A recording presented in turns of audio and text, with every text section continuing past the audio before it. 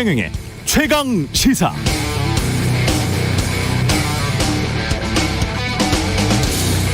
네, 지난 수십 년 동안 한국은 기업, 특히 대기업 소득이 GDP에서 차지하는 비중 꾸준히 늘었습니다. 가계 소득의 비중은 상대적으로 꾸준히 떨어졌습니다. 최근 맥킨지에서 나온 다른 선진국들의 지난 25년도 비슷합니다. 25년 동안 각국의 GDP에서 글로벌 대기업들이 차지하는 비중은 OECD 전체가 다 늘었는데요. 특히 영국, 한국, 미국, 독일, 프랑스, 일본 순으로 OECD 나머지 국가들보다 더 크게 글로벌 대기업들의 비중이 늘었습니다. 이들 나라에서 특히 더 소수의 기업, 개인들에게 부가 집중됐다는 것을 의미하죠. 그런데 참으로 이상한 것은 말입니다. 이렇게 한국에서도 대기업은 글로벌 대기업이 됐고 부자는 더 거부가 됐음에도 여전히 많은 사람들, 다수의 언론은 자산 상위 계층들의 종부세, 재산세 감면안에 사뭇 긍정적이고 더 나아가 여전히 이재용을 사면해야 한국 경제가 살아난다고 말하고 있습니다. 법인세를 인하해야 경제가 활력을 되찾는다고 믿는 사람들도 여전히 많죠. 지금도 대기업은 부자고 가게는 가난한데 대기업 세금을 더 깎아줘야 모두가 더 잘 산다니 이건 공정한 생각일까요? 마침 내년 대선의 화두가 공정이라죠. 정치인들의 공정한 해법이 궁금합니다.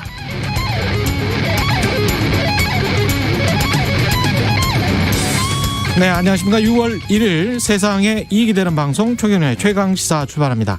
저는 KBS 최경영 기자고요. 최경영의 최강시사 유튜브에서 검색하시면 실시간 방송 보실 수 있습니다. 짧은 문자 50원, 긴 문자 100원이들은 샵 9730 무료인 콩 어플 또는 유튜브에도 의견 보내주시기 바랍니다. 오늘 1부에서는 도쿄올림픽 앞두고 또다시 불거진 독도 표기 문제 세종대학교 호사카 유지 교수 연결해서 알아보고요.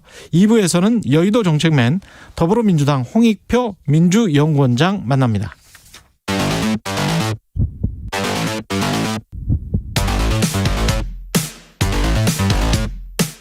오늘 아침 가장 뜨거운 뉴스 언박싱.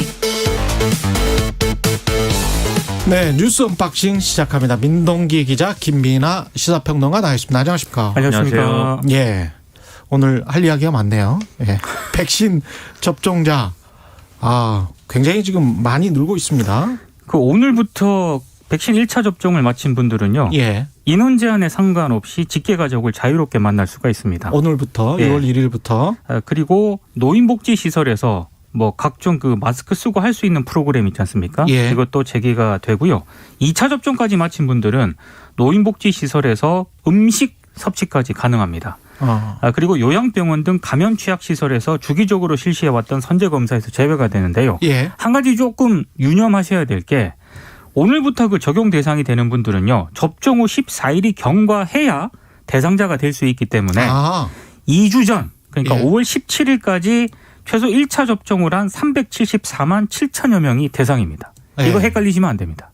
게다가 이제 접종을 했다고 하더라도 한동안은 마스크를 실내에서는 꼭 쓰고 계시는 게 맞습니다. 그렇죠. 예. 그게 이제 바람직하고요. 그리고 그 말씀하신 마스크와 관련돼서도 그 마스크와 관련된 여러 가지 이제 방역 지침을 또 풀어주는 것은 이후에 예정돼 있기 때문에 그렇습니다. 지금 이렇게 방심하면 안 되고 예. 그리고 7월부터는 아마 사회적 거리두기 조정이나 이런 것들도 이제 예정이 돼 있습니다. 그래서 지금 여러 가지 논란도 있고 백신에 대한 어떤 신뢰도나 이런 것들이 충분히 이렇게 확보가 안 됐다는 여러 가지 평가도 있었습니다만 그렇죠. 어쨌든 일상 회복을 향해서는 계속해서 이제 한 걸음씩 나아가고 있는 것은 분명한 사실이다 이렇게 보이는 거죠. 우리 언론이 백신 접종률만 가지고 계속 최근에 이야기를 해왔는데 네.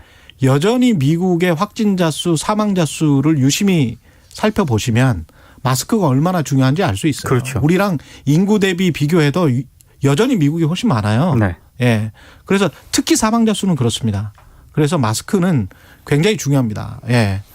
그러니까 백신을 접종했다고 해서 이게 백신을 접종 안 했을 때랑 했을 때랑 비교했을 때 확실히 백신 접종 이익이 훨씬 큰 건 사실인데 예. 그렇다고 해서 바이러스의 감염이 아예 안 된다거나 그렇죠. 그리고 이 바이러스를 남에게 옮길 가능성이 전혀 없어진다. 이건 아니거든요. 예를 들면 그렇죠. 돌파 감염이라든가 예. 이런 사례도 있고 예. 다만 이제 백신을 맞았을 때는 좀 더 바이러스에 인한 피해를 이제 나에게 줄일 수 있고 중증으로 그렇죠. 넘어가는 확률을 줄일 수 있고 또 다른 사람에게 전파시키는 전파도 안 확률도 돼. 네, 그것도 그렇죠. 훨씬 줄일 수 있기 때문에 예. 백신 이익이라고 하는 거지만 어쨌든 보다 완벽한 방역을 위해서는 말씀하신 대로 마스크 착용은 계속 하는 게 좋을 것 같습니다. 이게 방역 당국의 접종 계획 일정은 어떻게 됩니까? 일단 오늘부터 이제 적용하는 인센티브는요. 예. 일상회복 대장정 1단계에 해당이 됩니다. 예. 그리고 7월부터 접종자에 대한 인센티브 수준을 높이고요. 예. 방역 수준을 완화하는 2단계가 시작이 되는데요. 예. 9월 말까지 3,600만 명이 1차 접종을 하는 것이 정부 계획이고 만약에 순조롭게 진행이 되면 9월 말에 3단계가 시작이 됩니다. 이 예. 3단계는 거리 두기를 더욱 완화하는 그런 내용을 포함을 하고 있고요. 그리고 11월 전 국민의 70%에 해당하는 3,600만 명이 접종을 완료해서 집단 면역이 만약에 형성이 된다면 예. 12월에는 예. 항상 꿈꾸던 실내 마스크 착용 규정 완화와 같은 이런 방안까지 정부가 검토를 하겠다라고 지금 밝히고 있습니다. 그러니까 1차 이상 접종자의 야외 마스크 착용 해제도 7월 1일부터 한다는 거죠. 7월부터입니다. 7월부터 한다는 거죠. 네. 예. 저는 뭐 실내는 그렇다고 하더라도 실내에서만이라도 벗을 수 있으면 야외에서 특히 운동할 때 이게 등산하거나 뭐 이럴 때 벗을 수 있으면 그것만이라도 정말. 그래서 지금 많은 분들이 7월부터 실외에서 마스크를 벗기 위해서 그게 또 더운 날이잖아요. 그렇습니다. 7, 8월이. 어떻게든지 접종을 맞으려고 예. 대기를 하고 있더라고요. 예. 운동을 좋아하시나 봐요. 아, 저는 외신 보는 것만 좋아하시는 예. 줄 알아요. 김연아 평론가 운동 좋아하지 않습니까? 제가 딱 봐도 운동은 안 좋아할 것처럼 생기지 않았습니까? 네. 집에 있는 게 좋습니다. 저는. 예. 희귀 혈전증 사례가 하나 나왔고요. 네네. 예. 하나 나오긴 했는데요. 예. 일단 30대 초반 남성이고요. 예. 4월 27일에 아스트라제네카 제네카. 백신을 맞았고 5월 12일에 병원에 입원을 했는데 방역 당국이 회의를 열어가지고요. 이 남성의 사례가 혈소판 감소성 혈전증의 정의에 부합한다라고 판단을 했습니다. 예. 지금은 호전된 상태라고 하는데요. 예. 그 참고로 어제 0시 기준으로 국내 아스트라제네카 백신 접종 건수에 대입을 해보면은 예. 희귀 혈전증 발생 빈도는 100만 명당 0.3건 수준이고요. 참고로 1,000만 명 중에서 3명이네. 1,000만 명 그렇습니다. 중에서 3명. 영국 예. 같은 경우에는 100만 명당 9.5건이고 예. 유럽연합은 100만 명당 10건입니다. 그러니까 이게 이전에도 혈전증 사례는 있었는데 예. 이게 이제 이 공식적으로 이제 유럽의약품청이나 이런 데서 아스트라제네카 백신의 어떤 부작용으로 인정한 이 혈전증의 경우에는 혈소판이 감소되는 현상이 이제 동반되는 이런 혈전증이었거든요. 그렇죠. 근데 그게 같이 지금 확실하게 연관성이 확인된 게 이 사례가 이제 처음인 겁니다. 그래서 지금 말씀하신 대로 유럽이나 이런 사례보다 이러한 이제 부작용에 의한 혈전증 발생 빈도는 훨씬 우리나라가 낮다. 이게 이제 사실 그 전에 연구 결과로도 있었는데 이게 어느 정도 지금 입증이 돼가는 과정으로 보이고 아마 인종적인 것 때문에 그런 것 같아요. 그런 예. 확률이 있겠죠. 그리고 예. 이제 이런 사례가 발생했을 때도 분명히 이 사례에서 보이는 게 초기에 치료를 적절하게 받으면 그러면 이제 거의 그렇죠. 이제 문제가 없는 수준까지 완치가 된다. 이걸 이제 보여줄 수 있는 그런 사례로 보이거든요. 그렇기 때문에 이 아스트라제네카 백신을 맞았을 때 어떤 일상적이지 않은 두통이나 이런 증상들이 너무 이제 좀 이어진다. 이럴 예. 경우에는 반드시 이 접종 기관이나 이런 데 확인을 해서 예. 혹시나 이런 사례에 해당하는지 확인을 하고 필요한 치료를 받는 게 지금 필요한 상황입니다. 거의 없을 것 같습니다. 그 제가 대충 따져보니까 확률이 로또 맞을 확률하고 거의 비슷하네. 로또를 맞는 미래도 네, 있긴 있는 거니까 네. 예. 대비는 철저히 하는 게 좋겠습니다. 예. 그렇죠. 예. 윤석열 전 검찰총장 관련해서 여러 가지 보도가 있네요. 예. 어제 국민의힘 권성동 의원을 만났다는 기사가 일제히 실렸거든요. 예. 그 강릉에서 5월 29일 날 만났다라고 하고요. 밥하고 차를 함께 한 3시간 동안 먹으면서 대화를 나눴다라고 합니다. 예. 시민들하고 함께 사진도 찍고 시민들이 대선에 출마해서 정권교체를 해달라 이렇게 얘기를 하니까 윤 전 총장이 열과 성을 다하겠다라고 말했다라고 하는 게 권성동 의원의 일단 전언이고요. 전원이다. 열과 성을 다하겠다는 거는 뭐 출마하겠다라는 어떤 그런 뜻으로 언론들이 해석을 하고 예, 있고 그럴 수밖에 없겠습니다. 그리고 그 예. 전에요. 음. 지난주에는 초선 국민의힘 초선 윤희숙 의원하고요. 오선인 정진석 의원과도 만난 것으로 일단 알려지고 있고요. 예. 오늘 조선일보 보도를 보면 일단 윤 전 총장과 가까운 야권 관계자가 등장을 하는데 예. 이 관계자가 조선일보 기자에게 윤 전 총장이 이르면 7월 늦어도 8월에는 국민의힘에 합류할 가능성이 크다 이렇게 얘기를 하고 있습니다. 그러니까 지금 특이한 게 그전까지는 정치인을 직접적으로 만나는 일정이 공개되지는 않았잖아요. 그렇죠. 윤석열 전 총장이. 예.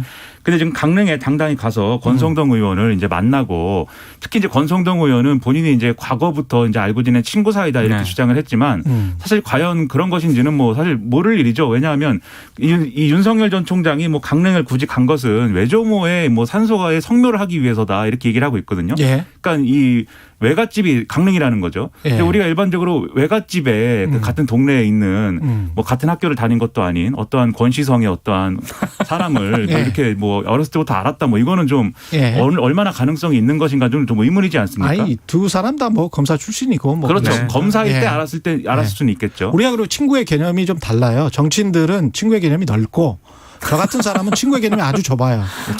저는 몇 명 없어요, 친구가. 저도 친구가 없고 그리고 정치인들 특이한 게 정치인들은 친구 개념이 넓어. 수천 명이 친구야. 네, 고향 그럴 수 있어. 고향도 막 몇 개씩 됩니다. 난 그럴 수 있다고 봐요. 예. 근데 어쨌든 이렇게 당당하게 이제 국민의힘 소속 의원을 만난 것이고 예. 이전에 윤희숙, 정진석 의원도 다 국민의힘 의원이기 때문에 예. 결국 국민의힘 입당 수순으로 가는 거 아니야? 이렇게 예. 전망할 수 있는 그런 상황이 이제는 된 거죠.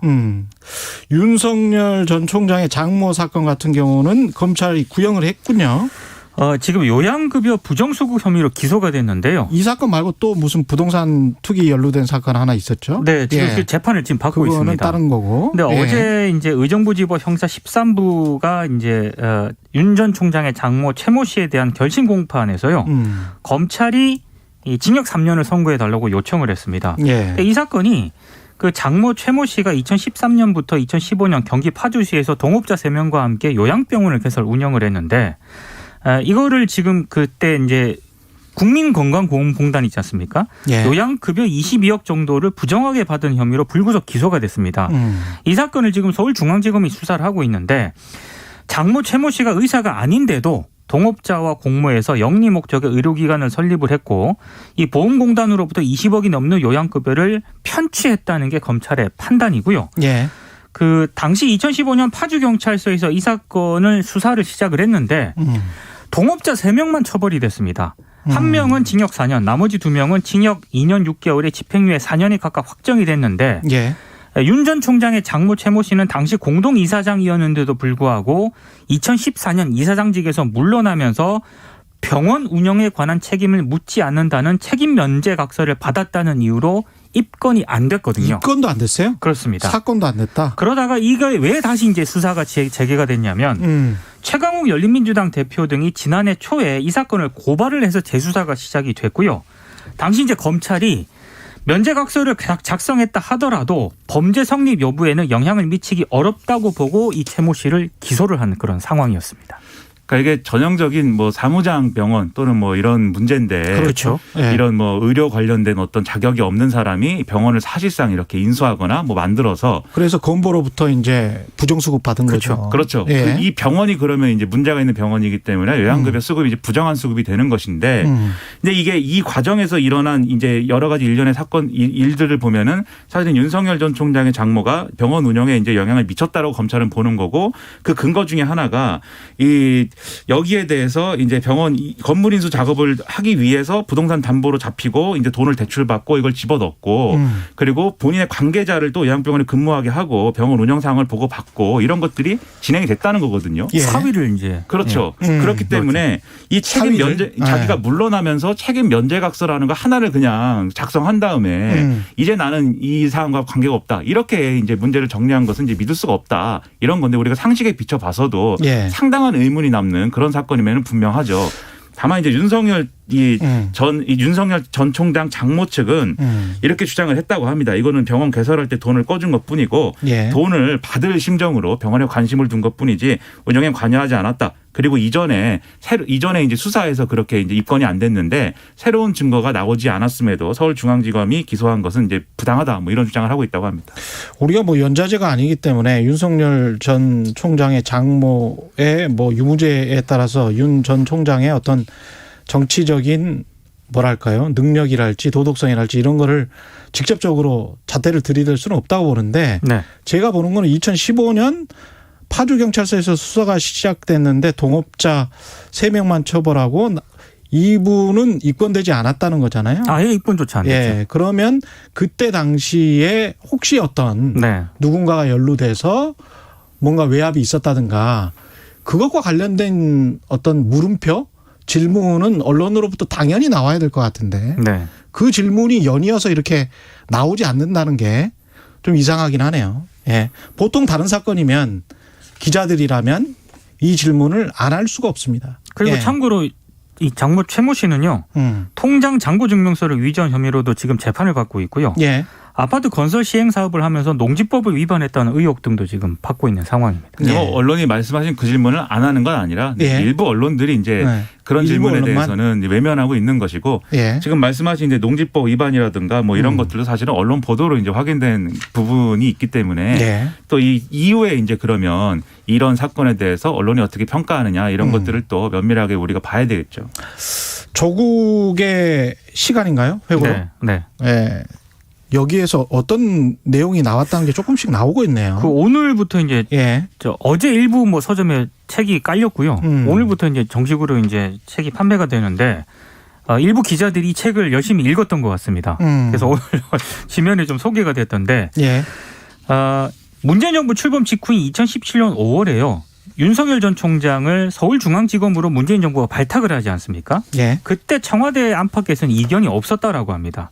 그때 윤 전 총장은 촛불혁명의 대의에 부응하는 영웅으로 인식이 됐다라고 조국 전 장관이 이 책에서 쓰고 있고요. 예. 다만 검찰총장에 임명을 할 때 반대 의견이 굉장히 많았다라고 해요.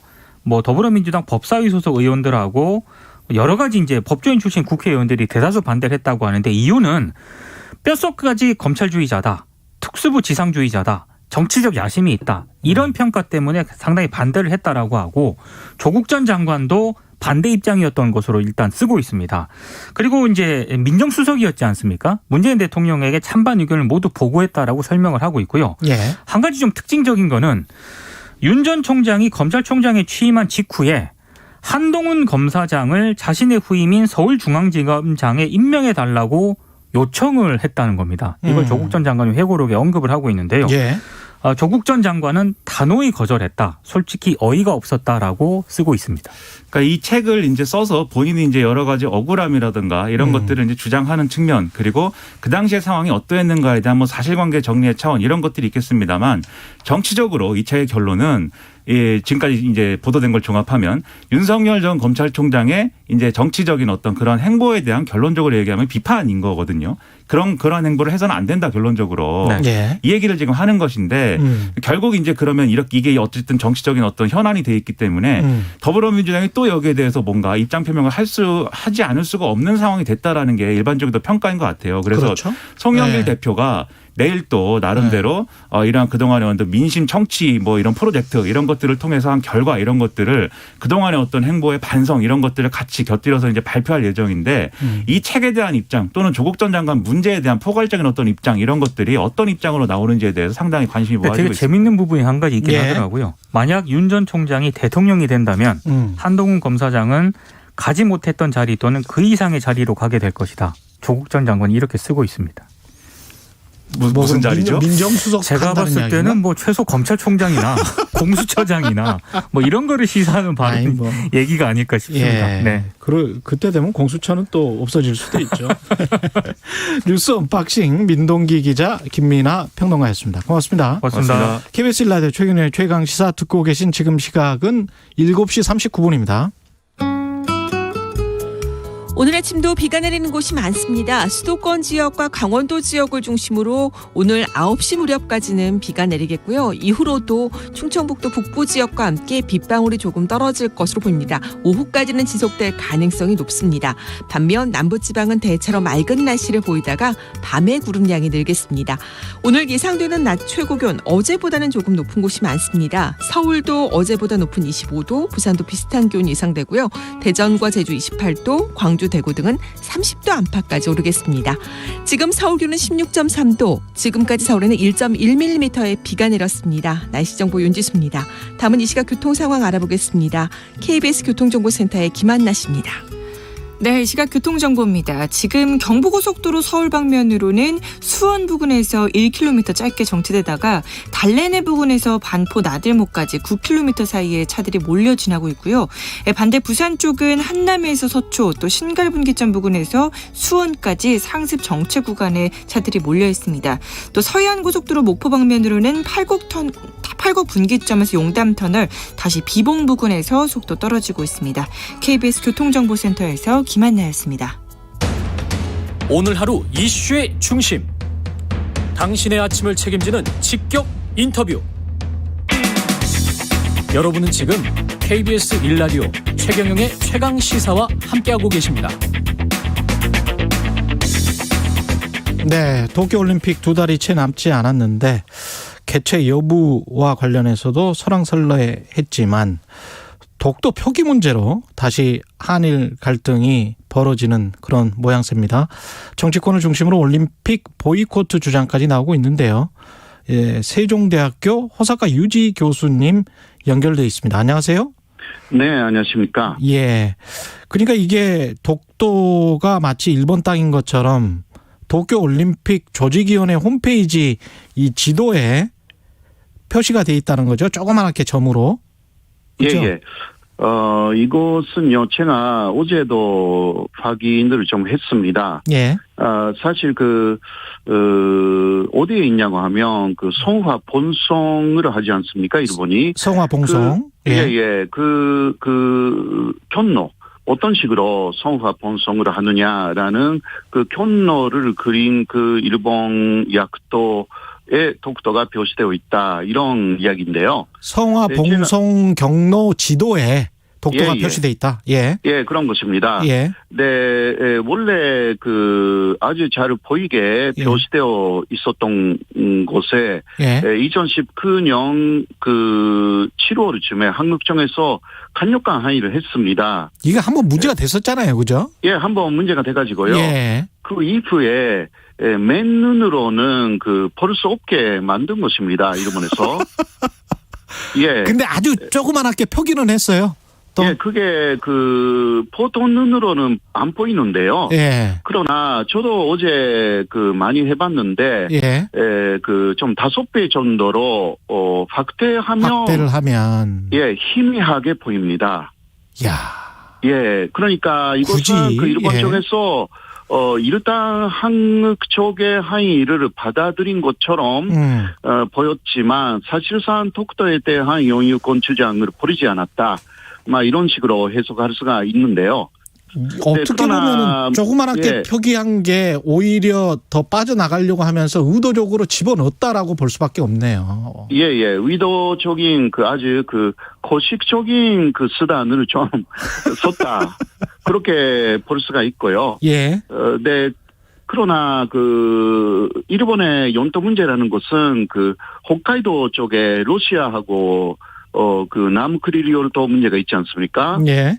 그리고 또 남쪽에는 중국 대만하고 사이에 있는 생각요르도 조도 문제가 있지 않습니까? 예. 예, 이 부분은요, 뭐라 할까, 그러한 또 고식적인 수단도 쓰지 않고 그대로 아주 분명하게 표기하고 있습니다. 예. 예. 네, 그것을 또 제가 알아봤더니 러시아는 항의를 했더라고요. 러시아는 항의를 했고요. 예. 왜냐면 러시아는 남크리리올도를 시료 지배하고 있고. 그렇죠. 거기에 러시아 사람들도 살고 있고, 사실 군대까지 있고, 비행기장도 있고요. 우리랑 비슷하네요. 예. 예. 네, 그러니까, 그리고 또 굉장히 큰 섬이라서요. 4개의 섬인데. 예. 항의를 역시 2019년에 했더라고요. 그러나 일본 정부가 독도에 대해서는 좀 보이지 않게, 그러니까 맨눈으로는 보이지 않게 하기는 했지 않습니까? 그러나 남크리리오르도에 대해서는 어떤 조치도 하지 않았습니다. 그랬군요. 어떤 처리도요. 예. 그래서 요새 러시아 쪽에서는 무엇을 하냐고 하면 거기 그 그나시리 섬이라고 가장 큰 섬이 있습니다. 예. 거기에 가서 올림픽에 출정 예정인 그 선수들이 합숙 훈련을 오히려 일부러 한다고 합니다. 그렇군요. 네, 그런 식으로 하고 있고요. 특히 그 사핑 그 경기가 있다고 하는데 그 사핑 경기 하는 선수들이 거기서 쭉 그 합숙 훈련 그러니까 이거 봐라는 식으로 하고 있고. 예. 그리고 또 남쪽에 있는 그 생각교류도 조도에 대해서는 중국하고 이게 대만이 또 영유권을 주장하고 있는데 항의를 하지 않았더라고요. 이러한 그 차이가 있어서 일단 그 독도에 대해서는 이쪽에 항의가 강했기 때문에 일본은 그 어느 정도의 처리를 했지만 그러나 자신들의 독도 영유권 주장은 초래하지 않았다. 이런 내용이 확실하다라고 할 수가 있습니다. 그러니까 우리 정부가 항의했지만 철회는 하지 않고 아주 조그맣게 그렇게 처리하는 것으로. 그리고 보통 사람들은 볼 수 없어요. 그거는 사실입니다. 제가 먼저 제 노트북으로 했는데 노트북으로서는 그 아무리 확대해도 보이지 않았고요. 그렇군요. 그다음에 데스크탑으로 했더니 역시 그 확대하면 좀 희미하게.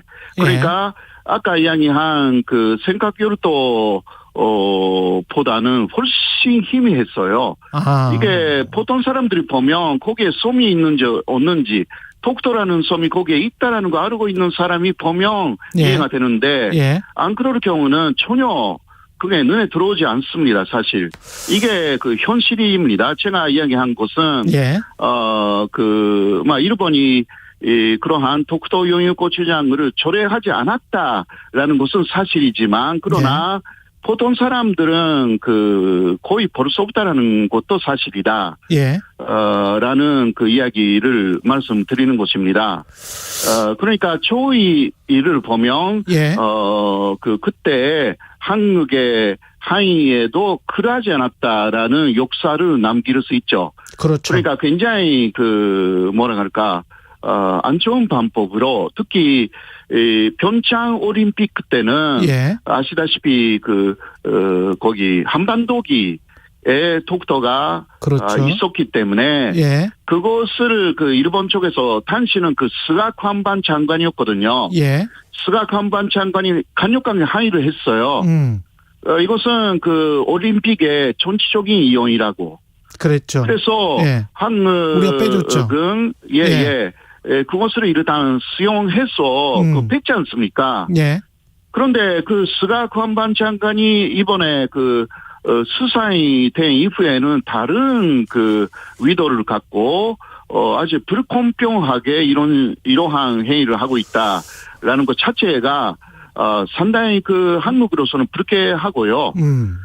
그러니까 조금 이 부분에 대해서는 여러 가지 움직임이 나와 있습니다만은 일본 쪽에 현재까지 해왔던 이러한 부분에 대해서 어떻게 하는지는 좀 그 신중하게 생각해야 된다. 저는 그렇게 생각합니다. 교수님 그 IOC 같은 경우에 독도를 이제 분쟁 지역으로 간주한다는 거는 이것과 관련해서 정치적인 이슈가 있기 때문에 아무것도 표기하지 말라. 원래 이게 원칙이잖아요. IOC에. 그게 원칙이죠. 그렇죠. 그러면 이제 이거는 IOC의 어떤 룰도 위반을 한 거거든요. 일본이. 맞습니다. 그리고 IOC도 지금 두 나라가 알아서 하라라는 태도라고 그렇게 보도가 됐거든요. 그거는 수수방관이죠. IOC에. 그거는 상당히 이해할 수 없는 또 IOC의 태도라고 할 수밖에 없고 일본하고 사이에 어떤 미래학이 있는지 의심이 되는 부분이라고 할 수밖에 없습니다.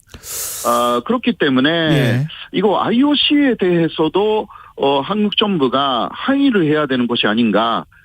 저는 그렇게 강력하게 그쪽에 이야기를 해야 되는데 왜냐하면 평창 올림픽 때도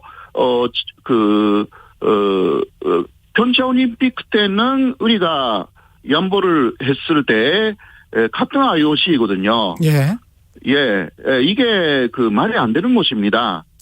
그 IOC 입장에서는 아마 모르겠습니다만 공식 후원사, 올림픽 공식 후원사가 일본 기업들이 우리보다 좀 많잖아요. 예, 그래도 한국에서도 삼성이라든가 삼성 아주 예. 큰 그 기업이 공식 스폰서입니다. 근데 그래서 한국을 절대 무시할 수가 없을 텐데요. 예. 네. 예. 여러 가지 생각을 IOC도 하는가 본데 이걸 우리는 어떻게 비판을 하고 어떻게 항의를 해야 여러 차례 이것과 관련해서는 우리가 항의를 했는데 지금 먼저 그러니까 이러한 현실이 있다라는 것을 정확하게 IOC에게 알려야 하는 것 같습니다. 일단은 IOC에 알려야 한다. 사실 그 독도가 어디에 있는지 모르는 사람들이에요. 그 사람들은 그렇죠. 주로 백인들 위주니까. 그러니까 IOC도 일본 쪽에 이것은 좀 양보해야 되는지 하지 않겠냐라는 이야기를 했을 가능성은 충분히 있거든요. 그렇기 때문에 좀 안 보이게 한 거죠. 사실 보통 사람들의 눈으로는.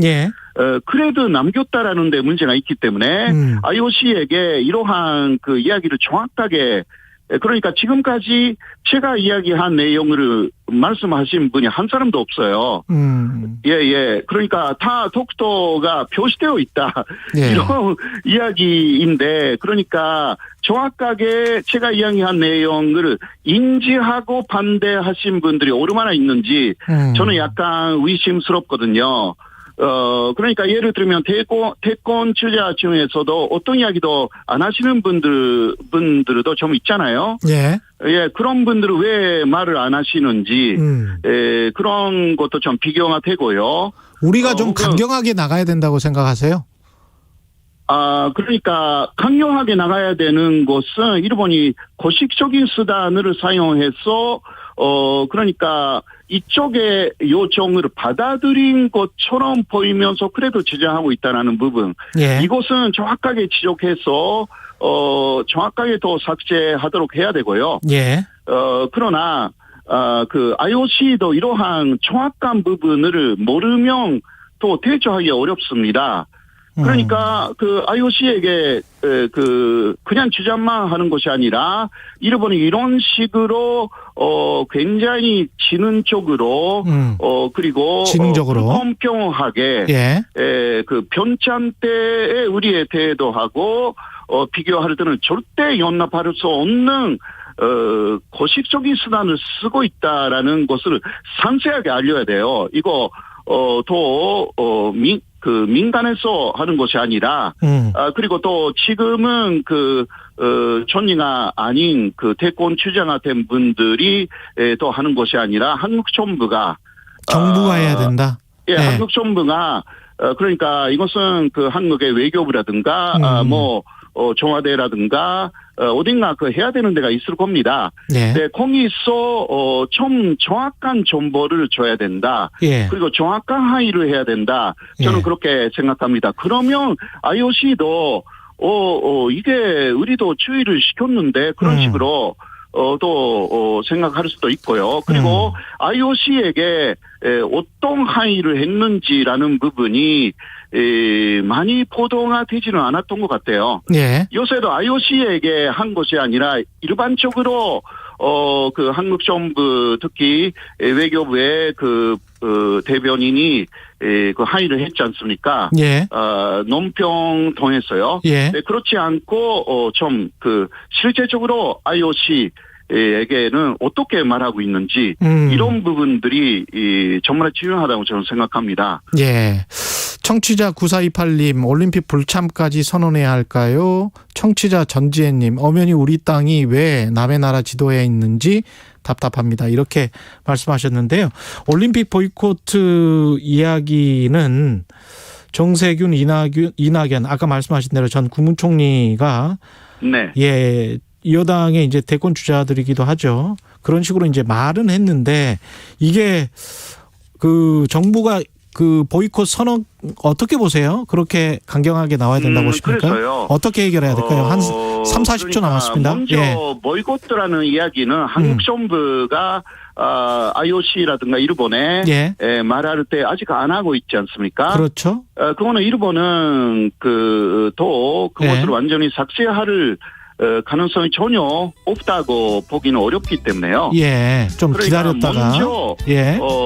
공식적인 루트를 통해서 삭제를 요청을 해야 된다. 강력하게 요청하고 공식적 그래도 루트로. 일본이 더 예. 공식적으로 이거 삭제 안 하겠다. 예. 지금까지요. 일본의 카토 여기까지 하겠습니다. 교수님. 예. 알겠습니다. 예, 오늘 네. 말씀 감사하고요. KBS 라디오 청취자 여러분 안녕하세요. 행정안전부 장관 절해철입니다.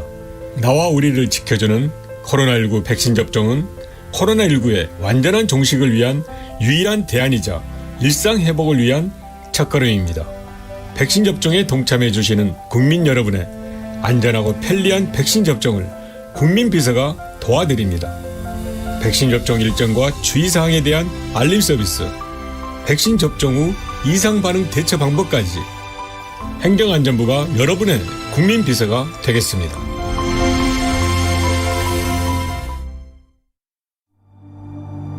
이 사건의 본질은요, 법으로 정해놓은 적정수의 안전요원을 배치하지 않아서 생긴 사고라는 겁니다. 2021 KBS 연중기획 기억을 기록하다. 3월 1일부터 기존의 근무체계가 완전히 무너집니다. 그러니까 회사가 어렵다. 원청에서 비용을 아끼려고 다들 합쳐라, 사람을 줄여라.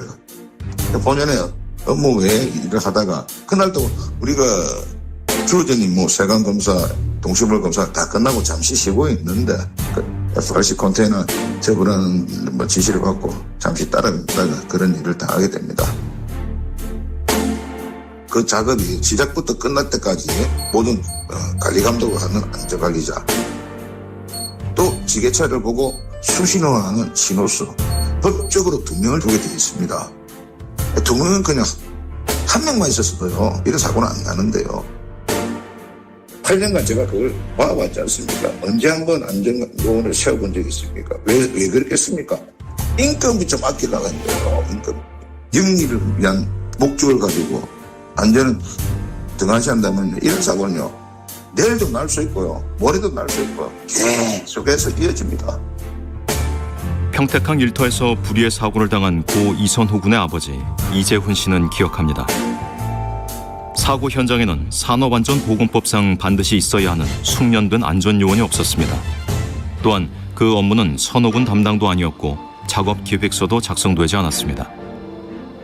일당 10만 원을 아끼지 않았다면 이 비극을 막을 수 있지 않았을까? 우리가 이선호 군의 사망을 기억해야 하는 이유입니다. 당신과 대한민국의 기억, KBS가 기록합니다.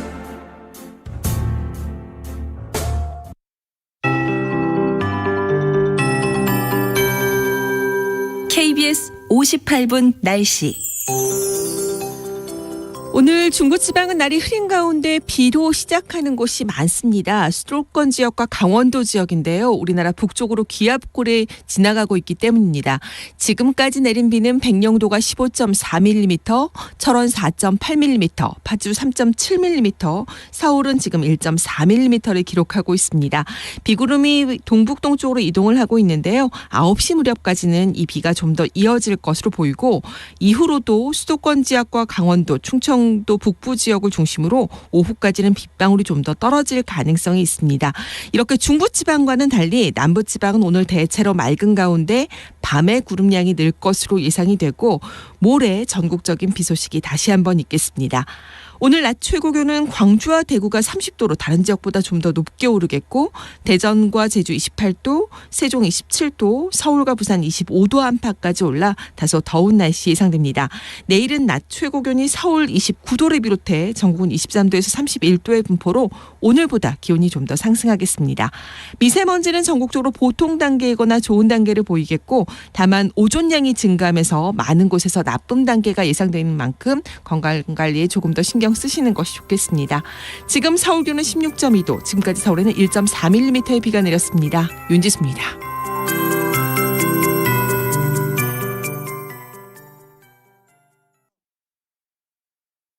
정성을 다하는 국민의 방송 KBS가 8시를 알려드립니다. AM 711kHz, FM 97.3MHz, KBS 1라디오입니다. HLKA.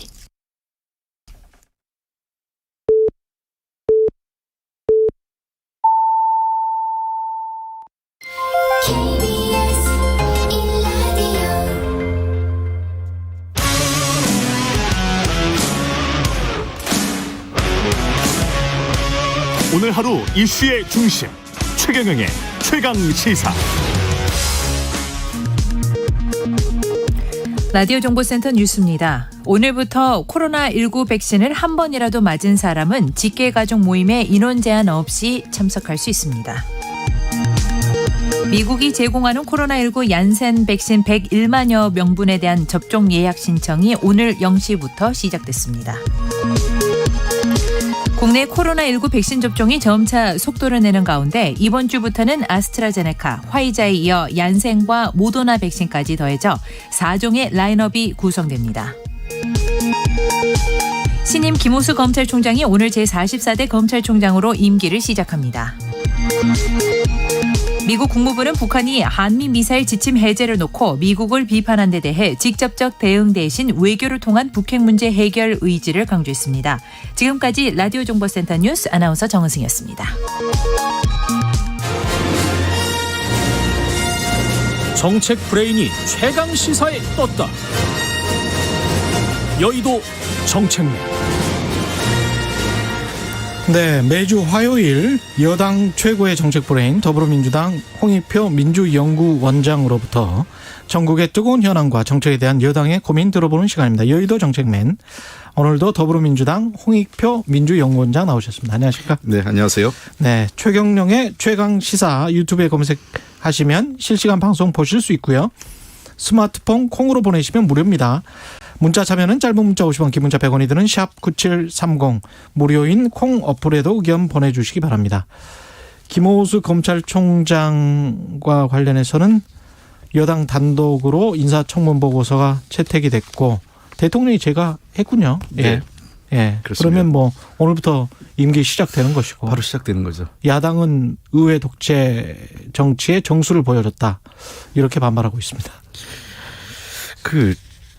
한 가지 좀 물어볼게요. 예. 저도 궁금한 게 이번에 김호수 그 후보자 같은 경우에는 사실은 인사청문회 과정에서 거의 문제 제기가 특별한 게 없었습니다.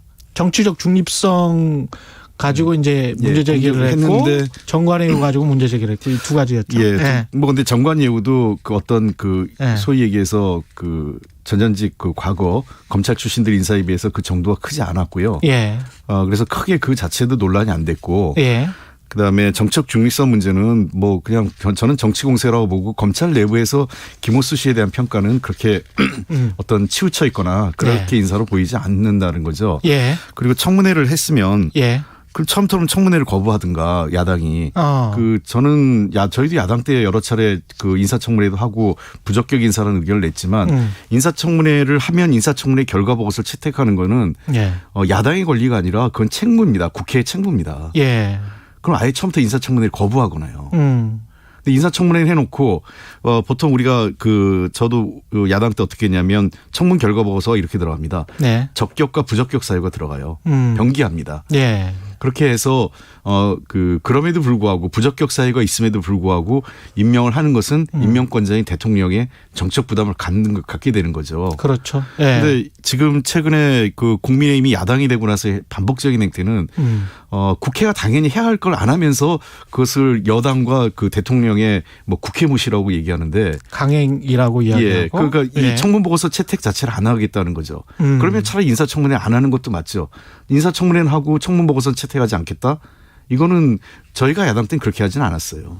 근데 이제 국민들이 보기에는 그런 식의 어떤 뭐라고 할까요? 이제 홍 의원님은 프레임이라고 할 수가 있겠는데 그 프레임이 그렇게 해서 협치 안 한다. 그래서 정치가 망가지고 있다. 야당 말을 좀 들어야지. 이 프레임이 제법 잘 먹힌단 말이죠. 제가 정권 초기에 뭐 다들 정권 초기에 그 청와대와 대통령 힘이 제일 셀 때 아니겠습니까? 제가 산업이 여당 간사인데 장관 후보자를 부적격 처리했어요. 저도요. 야당이 하는데 막질 않았죠. 예. 제가 보기에는 저희도 할 건 합니다. 그러나 그때도 제가 그때 야당한테 자꾸 설득한 건 그 다음에 이제 또 다른 후보자가 왔는데 아니 청문 보고서를 우리는 부적격으로 그 당시에 당신들이 채택했으면 새로운 사람이 왔으면 예. 적격 부적격이든 채택을 해야 될 거 아니냐 하는데 청문 보고서 자체 채택을 안 하려고 하는 건 저는 잘못됐다는 얘기입니다. 그러니까 야당이 국민의힘이 처음부터 청문 보고서 채택을 안 하려는 목적이죠. 안 하려고 했었다. 네. 예. 그러니까 들어만 와서 정치 공세만 하고요. 정치 공세만 하려고 했었다. 네. 아니, 그럼 우리도 옛날에 그런 경우는 아예 청문회 자체를 거부하려고 한 적이 있었습니다. 그럼 되게 낙마한 경우가요. 예. 청문회 가기 전에 국민 여론에 못 견뎌서 낙마합니다. 아예 청문회 자체가 열리지 않는 경우가 대부분이었죠. 그렇죠. 예. 근데 지금 그런 경우가 아니라 청문회는 다 해놓고 청문 보고서 채택을 안 하고 있는 거죠. 예. 전반적으로 이거는 다음 주나 다다음 주에 모르겠습니다. 이게 또 국민 여론에 어떤 영향을 미쳐서 대통령의 국정 지지율이랄지 이런 거에 어떤 영향을 미칠지는 좀 다음 주 다다음 주 또 가봐야 될 것 같아요. 예. 그리고 제가 보기엔 이런 거예요. 김원수 씨가 진짜 중대한 하자가 있었으면 예. 뭐 저도 하겠는데 이번 같은 경우에는 청문회 과정에서도 특별한 문제가 드러나지 않았고 도리어 청문회 과정에서 여야 의원들끼리 말다툼이 벌어지면서 예. 그러면서 청문회가 중단됐거든요. 예. 그러니까 그거 사과하지 않으면 뭐 청문 보고서 채택 못하겠다 이러고 끝나고 결국은 강행 처리하게 만들면서 그거를 일종의 야당 무시한다. 예. 이런 프레임을 자꾸 만드는 건데요. 예. 글쎄요. 그러니까 지금 어제 성일종 의원은 여당이 짠 거다 이렇게 이야기를 한 거고 그러니까 일종의 이제 무산시키기 위해서 여당이 짠 거다 이렇게 이야기하는 거고 홍영표 의원님은 야당이 짠 거다. 아니 야당이 짠 게 아니라 여야 간에 일종의 말싸움이 벌어진 거죠. 이런저런 이유로요. 예. 그러니까 야당에서는 먼저 우리 당 법사위원회 관련된 문제 제기를 한 거고요. 그러니까 PPT에 띄웠어요. 이미 야당 의원이 먼저 그렇게 제기를 한 거죠. 예. 그러니까 여당 의원도 자기와 관련된 거니까 또 맞대응을 한 겁니다. 그래서 서로 하니까 이제 그 문제 야당 의원이 얘기할 때 우리 당 의원이 가만히 있었던 건데 예. 우리 당 의원이 하니까 야당에서 펄쩍 뛰면서 파탄이 난 건데 그러니까 청문회 과정에서 그건 여야 간의 정책 입장으로 싸움이 난 건데 예. 그거를 후보자의 인사청문 결과서 채택 문제로 가는 거는 적절치 않죠. 예. 그러니까 정치는 저는 그렇습니다. 야당도 반대할 수 있고요. 예. 부적격 인사 임명하는 거에 대해서 여당이 강행할 때 잘못한 경우도 있었다고 생각을 합니다. 예. 그러나 상습적이고 반복적으로 청문 보고서 채택 자체를 아예 원천적으로 안 하려고 하는 그런 행위가 반복되는 거는 모르겠어요. 그쪽이 혹시 여당 됐을 때 정부 여당이 됐을 때 우리도 동일하게 하면 그때 가서 뭐라고 그러겠습니까? 또 내로남불에 걸리는 거 아니겠어요? 청문회를 예. 청문회답게 해야지 자꾸 이렇게 정치 공세를 말면 안 된다고 생각합니다. 예. 부동산 관련해서 이제 좀 여쭤봐야 될 것 같은데 재산세는 6억에서 9억으로 감면해 준 거 0.05% 포인트 그거 인하해 주는 거 이거는 하기로 했고 종부세는 지금 특이안만 나와 있고 정부랑 어떻게 다 합의가 돼 있습니까? 글쎄 정부세, 양도세? 글쎄요.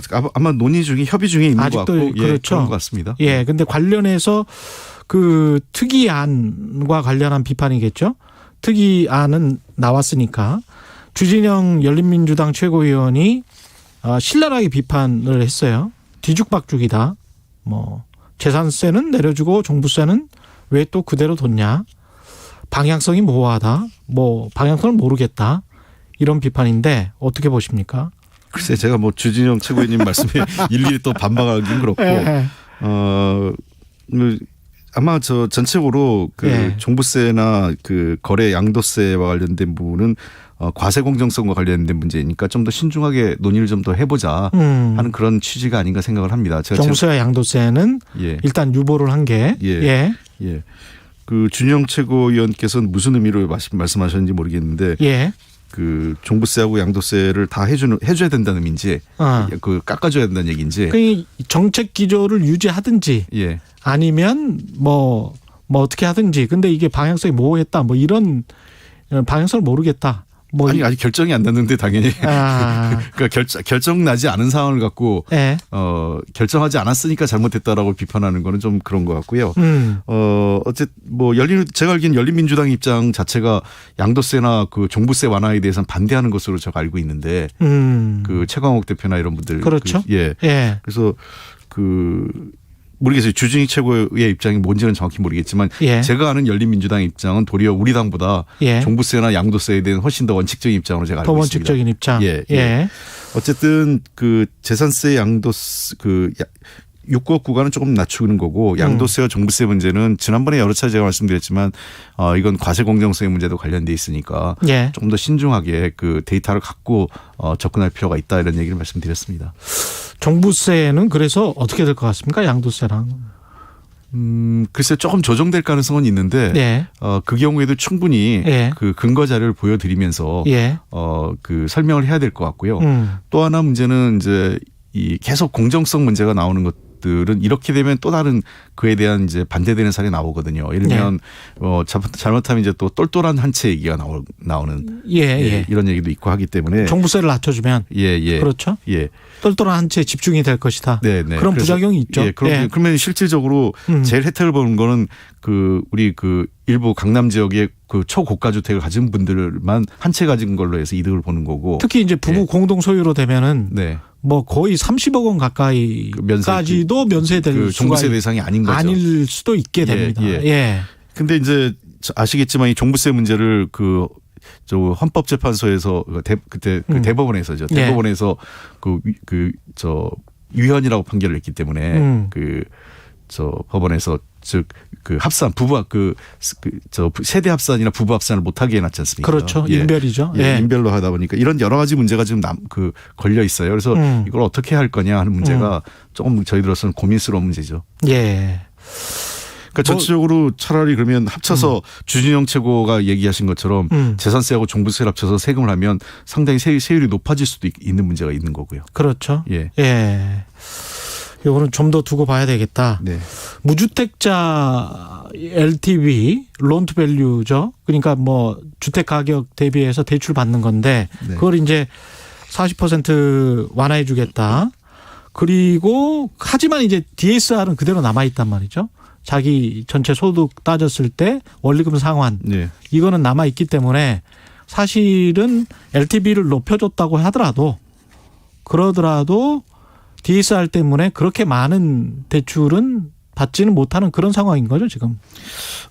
이 문제는 그 실무적으로 문제를 풀 수 있습니다. 그래요? 그래서 제가 지난번에 금융위에서 정책위의장 할 때 보고를 받은 내용이 있고 해서 그렇게 그런 우려들을 좀 걷어낼 수 있는 그 장치를 좀 고안을 하고 있고요. 그래가지고 실제 LTV, DTI 완화가 무주택자, 장기 무주택자에게는 최초 구매자나 이런 분들에게 대해서는 조금 더 그 본인이 선택할 수 있도록 하겠다라는 얘기죠. 근데 지금 자꾸 이제 오해가 되는 거는 그 LTV, DTI를 전체 국민에게 완화하는 것처럼 오해가 되니까 좀 다른 거고 이거는 대상을 한정해서 장기 무주택자하고 최초 구입자에 하나는 거기 때문에 장기 무주택자와 최초 구입자. 그래서 상당히 제한적으로 해서 요 DSR도 좀 그 경우는 좀 탄력적으로 운영할 것으로 제가 알고 있습니다. 그렇군요. 근데 이제 이걸 뭐 더 완화해 달라고 하는 측은 아마도 뭐 돈이 좀 있으셔서 집을 좀 사고 싶어 하는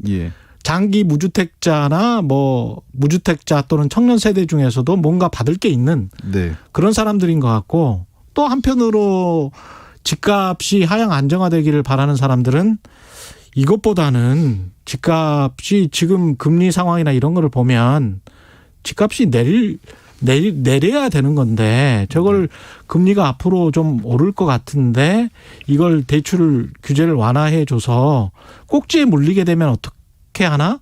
이런 걱정을 하시는 분들도 있단 말이죠. 그러니까 그런 문제들이 결국은 그 시장 경제에 있어서의 그 어떤 경제 주체는 본인의 본인들의 선택이죠. 그래서 이 정부가 이걸 확 풀어줘서 모든 사람에게 가는 건 아니고요.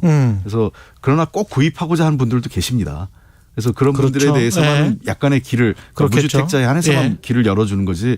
아까 제가 말씀드린 것처럼 과거 박근혜 정부 시절에 최경환 부총리 시절에 같이 LTV, DTI를 모든 그 국민을 대상으로 열어줘서 다 풀어서 예, 소위 빚내서 집사라는 시그널을 시장에 준 거하고는 이번의 것은 좀 다르다는 겁니다. 이거는 아주 한정된 계층이다. 네. 예. 그러니까 장기 아까 말씀하신 대로 장기 무주택자 경우에 집을 살 수 있는 분들이 무주택자 중에 상당히 제한적이죠. 예. 예. 말씀하신 대로 돈이 여유가 있거나 현재로서 여유가 있는 분 또는 뭐 누구로부터 증여와 같은 어떤 어느 정도의 예. 그 젊은 세대지만 예. 부모로부터 받을 수 있는 그런 일부 세대에 한정돼서 살 수 있는 분들이기 때문에 예.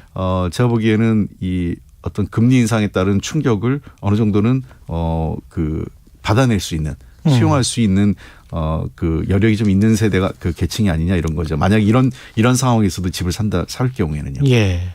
그 하반기에 전국민 재난지원금 지급을 추진하자. 이게 지금 여당 내 분위기입니까? 그래서 아마 윤호중 원내대표께서 얘기를 좀 하신 거. 원내대표가 예. 이야기했으면. 예. 그래서 아직 뭐 확정된 건 아니고 예. 아마 그런 논의가 있는 것 같은데요. 당초 전반기에 1차 이 추경할 당시에 전국민 재난지원금은 방역상황이 좋아지면 그 적극적으로 그때 추진하겠다라고 대통령께서도 얘기하신 바 있지 않습니까? 예. 그러니까 아마 그 말씀의 연장선이지 않나 싶습니다. 그러니까 재정이랄지 이런 것들도 다 검토를 하고 네. 하는 거겠죠? 그렇죠. 예. 그 몇 가지 이유가 있는데요. 예. 첫 번째는 재정 건전성 문제는 재정 건전성은 전반적으로 그 최소한 뭐 나빠지는 않을 것 같습니다. 더 왜냐하면 상황이 예. 그 우리 경제 상황이 지금 그 경제 성장률이 좋아지고 있지 않습니까? 아마 경제 성장률이 4% 이상 나오고 디플레이터까지 해서 명목 성장률이 한 6% 중후반 정도 나온다면 예. 추가적으로 국채를 꽤 상당 부분의 국채를 발행한다 하더라도 그 국가 재정 건전성이 그렇게 나빠지지 않을 거고요. 그렇게 해서 좀 경제 성장률을 더 높여보자는. 그렇죠. 더 할 수도 있고요. 그리고 두 예. 번째는 지금 현재 수출과 이런 그 설비 투자 이런 건 좋거든요. 예. 지금 조금 더 회복돼야 될 부분이 여지가 남아 있는 게 소비 진작입니다. 국내 소비요. 예. 그러니까 국내 소비를 작년 1월 우리가 1차 재난지원금을 지급했을 때 전 국민에게 지급했을 때 승수 효과가 매우 컸었거든요. 예. 그걸 감안하면 아마 이 국내 소비 진작 차원에서 그게 단순히 자꾸 그 비용이라고 생각하고 국민 이게 재정이 악화된다 이런 얘기하는데 포퓰리즘 이야기하고 그렇죠. 예, 그렇게 비판하는 분들도 계시지만 경제적 측면에서도 승수 효과가 매우 높은 것으로 지금 보입니다. 그러니까 특히 그 어려움을 겪고 있는 자영업이나 중소상공인들한테는 그분들에게 직접 돈을 주는 것도 좋지만 그 예. 이전에 시장에 돈이 풀려서 뭔가 시장에서 이렇게 이 유통이 금이 또 돈이 좀 활발하게 거래된다면 자영업 어떤 침체된 자영업의 활성화에도 크게 기여하지 않을까 생각되고 하반기에 지금 백신 상황이 굉장히 빠르게 개선되고 있지 않습니까? 예. 그래서 백신도 맞고 그다음에 하반기에 이제 한 7월 이후에 5인 미만 모임이나 시간 제한 이런 것들도 좀 완화된다면 예. 저는 국내 소비가 상당히 살아날 여지가 있기 때문에 저희가 정책적으로 한번 고민해야 될 문제가 아닐까 생각을 하고요. 예. 그리고 또 하나는 야당도 고민해야 되는 게 지금 여야 의원이 다 공히 얘기하고 있는데 손실보상과 관련돼서 1년 전까지 소급하자 이런 얘기 하고 있잖아요. 예. 그럼 소급하자고 얘기하면서 그러면 상당한 재원이 필요할 텐데 그 재원을 어떻게 마련할지는 얘기 아무도 안 하세요. 그렇죠. 그러면 야당은 지금 대규모 국채 발행에 대해서는 부정적이죠. 안 된다. 그러니까 예. 소급해서 돈은 주자고 얘기하면서 돈을 마련할 수 있는 방안은 반대하고 있기 때문에 예. 저는 사실은 1년 전까지 소급해서 손실보상을 하자라고 할 때의 전제는 그걸 그러면 돈을 어떻게 마련할지에 대해서는 솔직하게 국회에서 논의가 할 필요가 이야기해보자. 있죠. 예. 정치권 이야기를 좀 해야 될 것 같은데 조국의 시간 회고록 출간 두고 민주당 내에서는 어떻습니까? 글쎄요, 제가 이 관련돼서 특별히 얘기를 해본 바는 없고요. 예. 저는 조국 전 장관 입장에서는 자기가 해야 될 얘기가 있을 거고요. 예. 준비했던 것 같고. 예.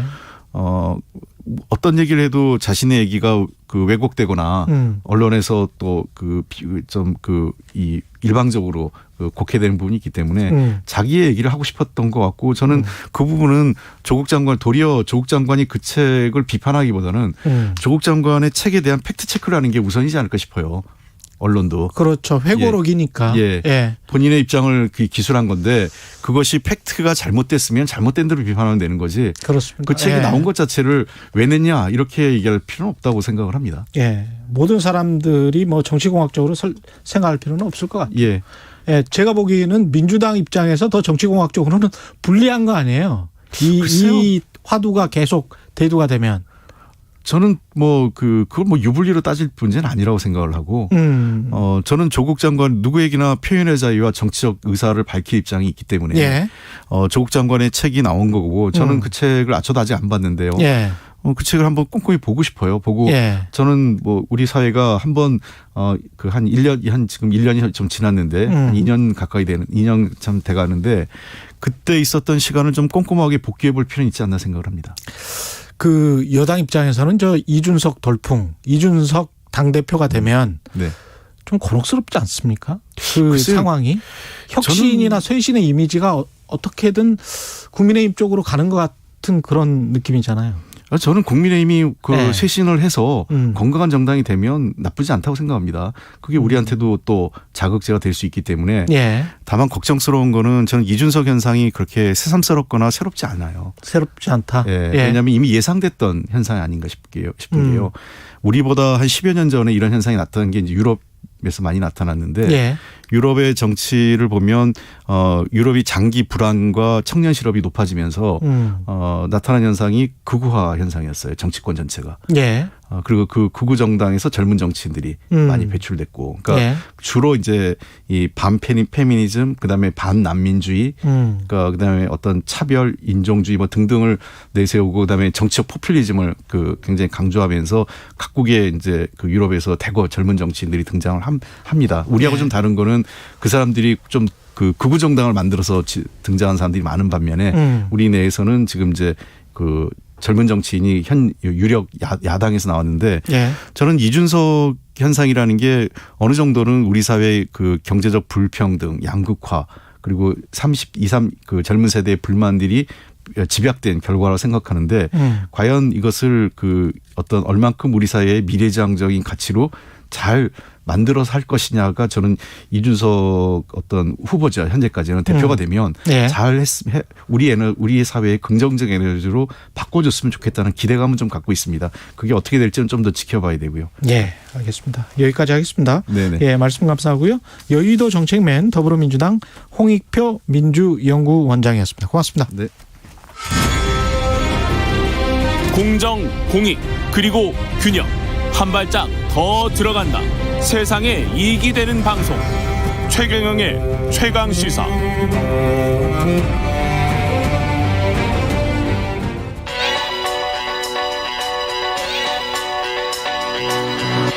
최강시사. 김수민의 눈. 네.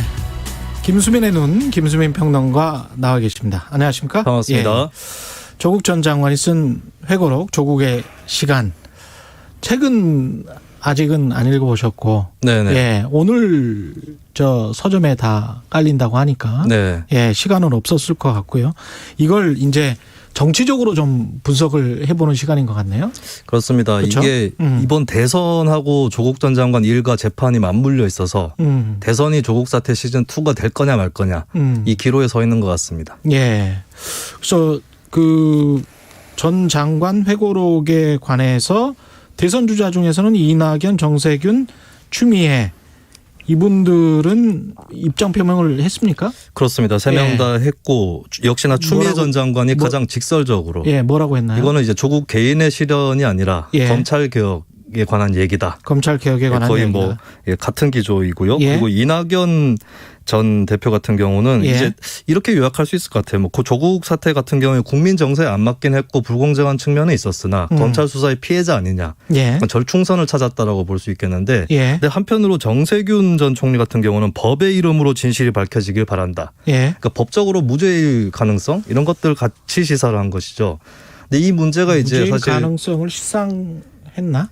법정에서 밝혀지길 바란다는 거니까. 아직은 모르겠다. 이 정도일까요? 그거보다는 조금 더 나아가지 않았을까 이렇게 보여지는데 근데 문제가 이제 조 전 장관 같은 경우에 어떤 윤리적 도덕적 기준이 아니라 법정에서 이를테면은 입시 문서 위조에 관련된 직접적인 증거가 정경심 교수 재판에서 제시가 됐거나 또 뭐 범죄 수익 은닉 이 부분은 공직자 재산 신고하고 연결될 수 있는 부분이라서 이게 아무래도 이제 앞으로 법정에서의 시간들이 있기 때문에 좀 절충선을 찾기 어려워 보이는데 여기에 대해서 조금 다른 결의 태도들이 이낙연, 정세균, 추미애 세 사람 사이에 좀 보이는 것 같습니다. 나왔다. 그리고 이게 사실은 이제 이른바 이제 조국 사태가 재보궐선거 패인의 한 원인이다라고 지적하는 사람들도 많고 그렇습니다. 조국 전 장관도 뭐 그런 어떤 비난이나 이런 거를 굉장히 많이 들어서 그 굉장히 괴로운 심정으로 글을 쓴 것 같아요. 네. 그렇죠. 근데 이게 이제 어떤 다른 대선 주자들한테 영향을 어떻게 미칠지도 참 궁금하네요. 예, 일단은 이제 이 세 명 방금 말씀드린 세 명의 주자 같은 경우는 지지도가 이재명 지사에 비해서 좀 크게 뒤지고 있는 그런 상황이거든요. 이쪽에서는 좀 다시 한번 이 핵심 지지층 쪽으로 호소를 하는 전략을 펴고 있다라고 볼 수가 있겠습니다. 근데 현재 이재명 지사는 네. 근데 현재로서는 좀 강성 친문이라고 불리는 집단의 호감도 이런 것들이 많이 떨어져 있는 상황이고 세 명의 주자가 다 비슷한 태도를 취하고 있기 때문에 특별히 이 조국 사태를 통해서 정치적인 효과를 볼 수 있을까 이 부분은 좀 의문인 것 같습니다. 이재명 전 지사는 어떤 입장 표명이 없었죠. 이재명 지사는 저는 이런 태도 같아요. 독후감 숙제를 자기 관심 분야 레포트로 대체하면 안 되겠습니까? 약간 이런 태도인 것 같은데 왜냐하면 이 조국 회고록에 대해서 입장을 전혀 표명을 하고 있지 않고 대신에 기본 금융이라든지 기본 주택 이런 정책 시리즈를 내놓고 있습니다. 근데 이제 앞으로 지금 당장에도 야권에서도 이 지사는 입장이 뭐냐 이런 질문 공세가 나오고 있는데 좀 딜레마죠. 한편으로는 조국 전 장관에 대해서 비판적인 입장을 낼 경우는 당심에서 좀 무리가 갈 수 있고 거꾸로 옹호하는 입장을 내면은 본선 경쟁력에서 무리가 갈 수 있는 그리고 계속 침묵하면은 양쪽 다해서 조금씩 그런 얘기가 나올 수 있고 이게 저는 사실 이 지사가 경선 연기론에 반대하는 이유도 여기에 있다고 보여져요. 왜냐하면 빨리 대선 후보가 되면은 입장 표명하기가 좀 홀가분해질 수 있거든요. 그럴 수 있겠네요. 그렇기 때문에 이런 부분들을 포함해서 경선 연기하고도 좀 연관해서 볼 수 있을 것 같습니다. 야권 입장에서는 또 이 문제를 계속 제기해야 또 훨씬 더 유리한 측면이 있죠. 야권 입장에서는 호재라고 보여지는 게 있는 거고요. 일단은 윤 전 총장 코끼리는 생각하지 마라고 했는데 코끼리를 계속 생각하게 되거든요. 그렇습니다. 그렇기 때문에 이 조국의 시간이라는 이 책이 정치공학적으로 보면 민주당에게는 좀 불리하고 국민의힘에게는 유리한 시점이 나왔다. 이렇게 보는 건 맞는 것 같습니다. 그런데 이제 윤 전 총장 같은 경우는 앞으로의 법정에서 유죄 판결이 나온다고 한다면 이 법정 자체에서 컨벤션 효과가 일어나는 그런 일이 있을 수 있는데 윤 전 총장도 이제 장모 같은 경우 어제 또 징역 3년 구형을 받았습니다. 윤 전 총장도 코끼리가 있어요. 그래서 이게 법정에서 무죄가 나온다고 할지라도 대선 주자에 갖다 대는 잣대는 또 국민들이 다르기 때문에 이 부분은 본인한테도 부담이 될 수 있다. 그러니까 조 전 장관 문제하고는 또 별도로 본인한테도 부담이 있다는 게 있고요. 그리고 조 전 장관의 수사 처리 문제와 관련해서 뭔가 이제 드러나지 않는 만약에 팩트가 윤 전 총장과 관련해서 드러난다면 이거는 코끼리가 다른 모습으로 이제 변형되는 것이기 때문에 두 사람의 처지가 좀 다른 게 조 전 장관은 법정에서 유죄가 나오면 이제 타격을 받는다면은 윤 전 총장은 도의적으로라도 뭐가 문제가 나온다면 타격을 받을 수 있다. 대선 주자이기 때문에 그런 점이 있는데 국민의힘은 좀 윤 전 총장 쪽으로 시선이 쏠리면서 거꾸로 이게 대선이 인물 승부이기 때문에 오히려 더 큰 피해자가 될 수도 있다. 이 부분도 같이 생각을 해봐야 될 것 같습니다. 오히려 그쪽 윤 전 총장 말고 다른 야권 주자들이 배제돼 버리는 거죠. 시선에서. 그럴 수도 있겠네요. 참 이게 코끼리는 생각하지 말라는 그 화두가 조지 레이코프가 정말 많은 것을 우리한테 던져주고 있는 것 같아요.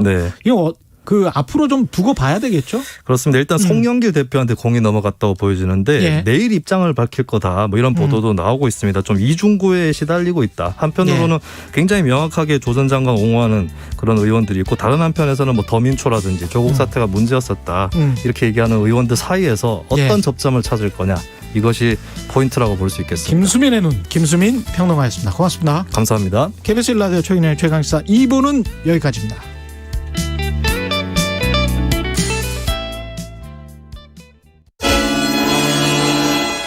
공정한 경쟁, 투명한 평가로 개천에서도 용이 날 수 있다는 믿음을 줄 수 있어야 우리 세대의 이 잔인한 임금의 격차를 다음 세대까지 물려줄 수는 없지 않겠습니까? 모두에게 정의로운 그런 땅을 물려줘야 하지 않겠습니까? KBS 뉴스 홍사훈입니다.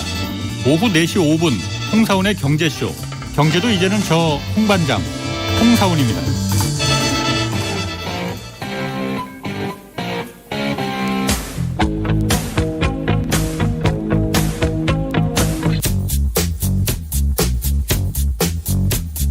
몸이 먼저 반응하는 음악이 있습니다. 몸이 먼저 반응하는 시사도 있습니다. 매일 오후 5시 5분 KBS 1라디오 주진우 라이브. 지금 시각은 8시 30분입니다. KBS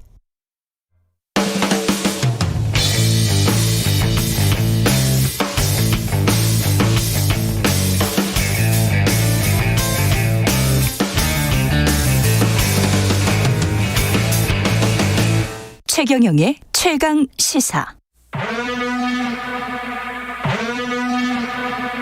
최경영의 최강 시사. 진실 탐사 K.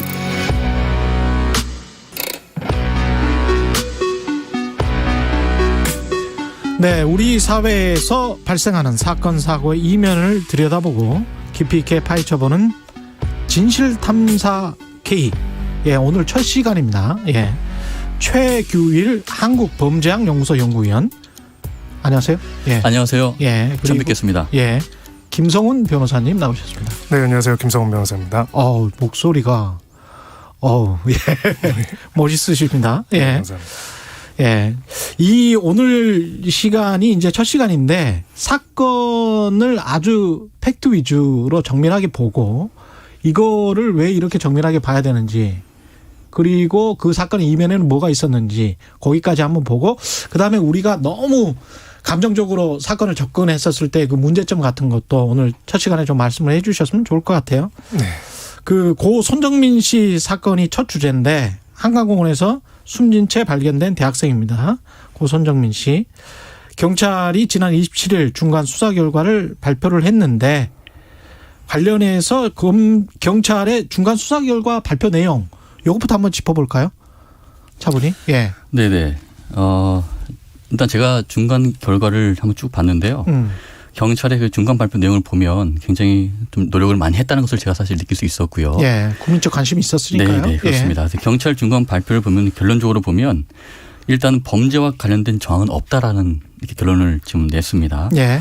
관련 내용을 보면 몇 가지를 내용을 알 수 있는데요. A군의 점퍼라든가 양말, 가방 등에서 혈흔이나 DNA가 발견되지 않았다. 그리고 평소 물을 무서워했다고 하는데 경찰 조사에 의하면 손군이 과거에 친구들과 물놀이를 했던 사진이나 영상을 확보했다라는 것을 기록을 해놨고요. 예. 그리고 A군과 그 가족이 경찰 조사에 성실히 임하였다라는 것들을 기록해놨고 현재까지 가족 휴대전화에 대한 포렌식을 완료하였고 개인 노트북이나 아이패드까지 포렌식을 한 결과 아무 증거가 없다라고 나와 있는데 예. 이런 내용이 쭉 설명되어 있습니다. 그런데 제가 조금 아쉬운 부분은 A군의 의복을 5월 4일 날 제출을 받았다고 합니다. 예. 그래서 이런 내용에 대해서는 이미 세탁했고 그래서 이런 증거 확보가 좀 제한되지 않았나라고 저는 생각을 하고요. 또한 중요한 것은 경찰 조사에서 휴대전화기 꺼진 시점이 7시 07시 2분인데 A군 입장에서는 오전 04시 27분이라는 것에 대해서 차이가 좀 납니다. 예. 그래서 이거에 대해서 다시 한번 좀 면밀하게 조사할 필요가 있다고 저는 생각을 합니다. 예. 그러니까 경찰의 중간 수사 결과만으로 놓고 봤을 때는 실족했다라는 추정이잖아요. 네, 그렇죠? 맞습니다. 예. 변호사님은 어떻게 보십니까? 네, 일단은 경찰은 구체적으로 실족을 한 것인지 예. 아니면은 소위 말해서 의식이 많이 없는 상태에서 잘 없는 상태에서 거리를 헤매다가 방향 감각을 잃어가지고 물로 입수를 하게 된 것인지 예. 입수 경위에 대해서는 경찰도 정확하게 판단은 못하고 있습니다. 그렇겠죠. 다만 타의에 의해 가지고 타살, 소위 말해서 누군가가 의사를 억압해가지고 강제로 이제 물에 빠지게 해가지고 익사를 시킨 그런 범죄 혐의점이 없다는 정도만 일단은 인정을 하고 있고요. 예. 특히나 이제 이 사건 관련해서는 계속 논란이 됐던 게 마지막까지 같이 있었던 친구 A군과 관련돼 가지고 범죄 혐의점이 있는지에 대해서 수많은 의혹들도 있었고 예. 경찰도 결국은 이제 그 부분에 굉장히 초점을 맞춰 수사를 진행을 했습니다. 예. 다만 이제 지금까지 진행된 수사 결과에 따르면은 경찰에서 이제 밝힌 내용에 따르면은 일단은 현재로서는 타살 같은 범죄 혐의점이 A군과 관련해서 있거나 혹은 손정민 군이 이제 누군가의 의사에 의해 가지고 하지는 않았다라고 보는 그런 일단은 결과를 내놓은 상태입니다. 예. 이 A 씨 곁에 있었던 친구죠. 그 A 씨의 휴대폰은 찾았잖아요, 지금. 예. 이걸로 뭔가 또 새로운 사실이 밝혀질 가능성은 있습니까? 어떻습니까? 물론 이제 조사를 해 봐야겠지만 예. 어제 그러니까 30일 날 A군의 휴대폰이 이제 확인이 됐고 예. 경찰서로 접수가 됐습니다. 제일 먼저 이제 경찰에서는 이것부터 조사를 해야 될 것을 판단이 되고 면밀히 분석해야 될 판단이 됩니다. 근데 예. 이 내용을 봤을 때 만약에 안에 휴대폰 안에 관련 뭐 정황 증거가 없다면 또 이런 가능성은 또 좀 더 적어진다고 볼 수 있는 것이죠. 예. 네. 근데 이제 계속 이 사건이 계속 진행되는 동안 뭐 거의 한 달 동안 이른바 방구석 코난들 사립 탐정들이 야 이거는 A 씨한테 뭔가 있는 거 아닌가라는 의혹 제기를 계속 해왔거든요. 네. 어떤 이유 때문에 그랬다고 보세요? 이 사람들의 논리 네. 또는 뭐랄까요 정황? 네. 예. 일단은 그 두 가지가 결합되었다고 저는 생각을 합니다. 예. 첫 번째로는 일단 유족분들 입장에서는 당연히 멀쩡하게 잘 키운 아들이 예. 어찌 보면 안전하다고 할 수 있는 한강 공원에서 그렇죠. 친구랑 예. 놀다가 돌아오지 못해서 사망한 상태가 됐다라는 것들이 납득하기가 어렵겠죠. 이유를 찾고 싶을 겁니다. 원인이 무엇인지를 분명히 밝히고 싶겠죠. 정상적으로는 벌어지지 않는 일이기 때문에 특정한 원인이 개입되었을 것이라는 생각을 하고 그것을 진실을 규명하기 위해서 노력해달라는 호소를 계속했습니다. 예. 이런 상황이 있었고요. 두 번째로는 또 이 부분에 대해 가지고 다른 국민들도 이 유족들의 감정에 공감을 하면서 한편으로는 이 의혹을 해소해야겠다는 것들에 대한 호기심과 또 예. 그런 의구심이 많이 들었을 거고요. 나름의 정의가. 그렇죠. 예. 네. 근데 이거를 결국은 이용하는 또 이런 소위 말해서 뭐 사이버 레카라 뭐 이런 표현을 쓰기도 하죠. 이런 사람들이 거기에 또 편승을 하게 되면서 좀 그 부분을 스스로 파헤치고 하는 수준에 넘어서 가지고 과도하고 자극적인 허위 정보를 계속 유출하는 것들이 두 가지가 어찌 보면은 방향성은 다르지만은 상승작용을 내면서 결국 그런 사건들이 계속 벌어진 것 같습니다. 김성훈 변호사님은 그런 생각이시고 최규일 의원님은 예. 사실 이거는 사건 초기부터 굉장히 대중의 관심을 갖는 사건이었고요. 예. 그리고 일부 유튜브들이 영상을 편집해서 계속적으로 의혹을 제기했습니다. 예. 뭐 그게 진짜인지 아닌지는 모르겠지만 근데 여기서 이제 일반적인 사람들은 사회적 이슈와 그 사건에 대한 의혹에 대해서 알고 싶어하는 심리가 사실 있어요. 예. 지금까지 보면. 예. 그래서 이것을 보면 의혹에 의혹을 묻는 형태로 앞으로 계속 갈 것으로 판단이 되고요. 예. 그리고 이런 의혹은 사건이 진행될수록 계속 앞으로 나을 것이다라고 저는 평가하고 있습니다. 그 사람이 심리학자들이 그러는데 인과관계를 추정하는 휴리스틱이라고 하지 않아요? 그 직관적으로 뭔가를 딱 잡아내려고 하는 본능이 있대요, 우리가. 네네. 그래서 뭐든지 인과관계로 설명을 하려고 하는 거죠. 그렇죠. 예. 네. 그런 게 굉장히 많이 심리적으로 작동을 한 것 같습니다. 대중 전체한테. 네. 네, 그렇죠. 근데 그게 이제 천천히 생각을 해보고 차분히 이제 증거 위주로 이제 찾아가야 되는데 특히 큰 사건이다 보니까 근데 그렇지 않고 그냥 직관적으로만 생각을 하니까 뭐 자꾸 이상한 이제 추측이나 추정이 나오고 그게 크게 부풀려지는 측면도 좀 있었던 것 같고요. 예. 이게 필름에 우리가 끊긴다고 하잖아요. 이 정신이 잠깐 나가서 어떤 다른 행동을 할 수 있는 경우가 있습니까? 술을 먹고? 네. 네. 그래서 그 알코올성 블랙아웃이라고도 하기도 하고요. 김성훈 변호사님이십니다. 이 표현을 쓰기도 하는데요. 최근에 이제 2월 달에 관련된 내용들의 대법원 판례가 하나 나왔었습니다. 이거는 좀 반대로 이제 피해자 쪽에서 알코올성 블랙아웃이 있었냐 없었냐를 가지고 피고인 쪽에서 오히려 알코올성 블랙아웃으로 심신상실 상태가 아닌데 기억을 못하는 것이 이렇게 주장했던 사안이 있었는데요.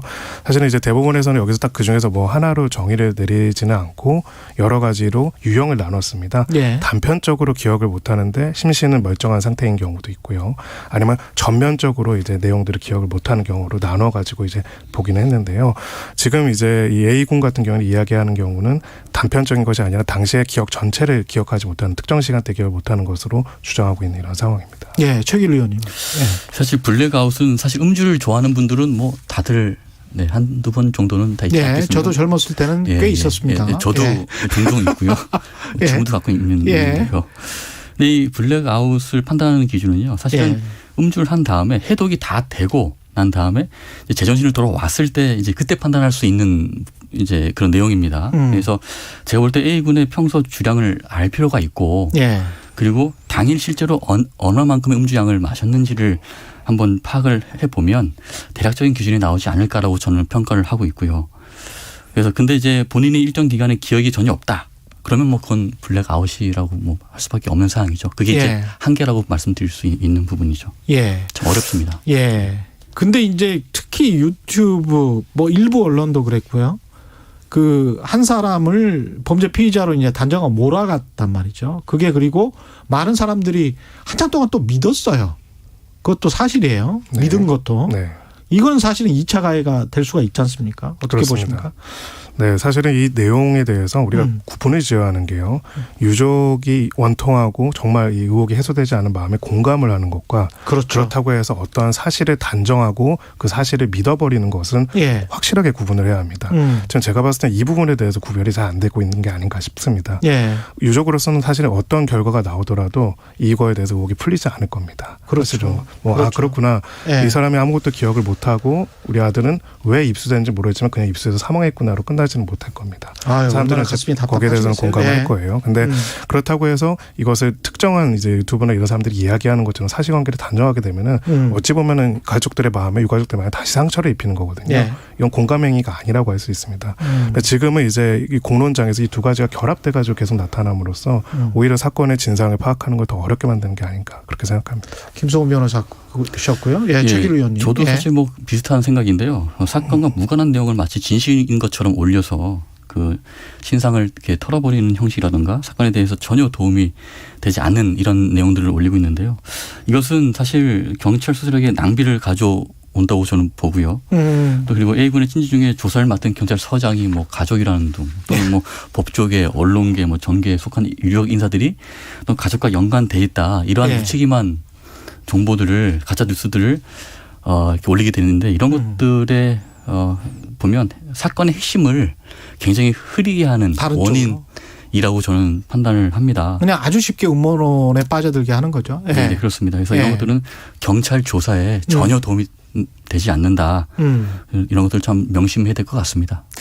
신상털이가 이제 만연해 있는데 이거는 어떻게 해결해야 될까요? 이게 개인정보 유출 과 관련해서 이것도 또 한편으로는 또 언론 자유의 이슈도 있으니까 어떻게 보세요, 김성 변호사님? 네, 어쨌든 법의 기준이 있습니다. 그러니까 언론의 자유의 영역도 있지만은 법적으로 개인의 사생활과 정보를 보호하기 위한 규정이 있고요. 대표적으로 이제 개인정보보호법이 있습니다. 누구나 개인의 동의 없이 개인의 정보를 제3자한테 제공하거나 공개할 경우에는 5년 이하의 징역에 처할 수 있는 범죄 행위로 처단을 하고 있습니다. 또 이제 정보통신망법상 명예훼손, 전기통신사업법상 명예훼손들도 있고요. 이것도 3년 이하의 징역에 해당될 수 있는 거고요. 이제 의혹을 밝히고 취재를 하고 그래서 그 상황에서도 당사자의 정보와 명예를 보호할 수 있는 기준을 만들어내는 게 지금 어떻게 보면 언론들이 하고 있는 기본적인 역할이겠죠. 근데 문제는 이제 유튜브 같은 공론장에서는 그것들이 각각의 개인들이 그런 선을 완전히 넘어서거나 무시하거나 의도적으로 무시하는 것들이 계속 벌어지고 있고 그로 인해 가지고 사실 2차, 3차 계속적인 피해들이 발생한다는 것은 이번 사건을 통해서도 드러나는 문제점인 것 같습니다. 의도적으로 무시하는 건 사실은 돈벌이를 위해서 그러는 건데 좀 그런 거는 자제를 해야 되는데 어떻게 생각하세요, 최길 의원님은? 네, 그렇죠. 이거는 뭐 사실은 개인의 뭐 대중의 관심이나 인기를 끌기 위해서 또 최종적인 목적은 사실 상업적 관점도 사실 무시 못하는 부분이지 않겠습니까? 이걸 통해서 제3자 또는 그 당사자한테 피해를 준다는 것은 제가 볼 때는 정말 좀 근절해야 할 부분이고 우리 스스로가 좀 지양해야 할 부분인 것 같습니다. 이 아까 그 사이버 레카라는 말씀하셨는데 그러니까 사이버 상에서 레카차처럼 이 견인을 해간다는 거잖아요. 이 사람들 같은 경우는 근데 이제 막 자기 주장을 이야기를 하는 거니까. 그렇습니다. 예. 이거 뭐 처벌도 불가능할 것 같은데 어떻습니까? 네, 그래서 그 선이 있을 것 같습니다. 예. 일단은 형사처벌이 받는 선은 아까 제가 말씀드린 개인정보보호법과 정보통신망법상 이제 명예훼손이고요. 허위사실을 완전히 이야기하거나 예. 예를 들어서 A군이라든지 누구든 간에 사건 관련자들의 신상을 유출을 하거나 이런 경우에는 다 처벌하는 법규가 있습니다. 예. 다만 이제 저희가 보게 되는 거는 우리 전통적인 언론 같은 경우에는 심의 규정들이 있지 않습니까? 그렇죠. 예. 그런 것들을 위반했을 경우에 거기에 대한 규제들이 가해지는데 예. 이런 뭐 사이버 레카라고 하는 유튜버들 같은 경우는 사실은 그 규제들이 굉장히 아무것도 없죠. 그렇습니다. 예. 예, 그런 부분들이 있고요.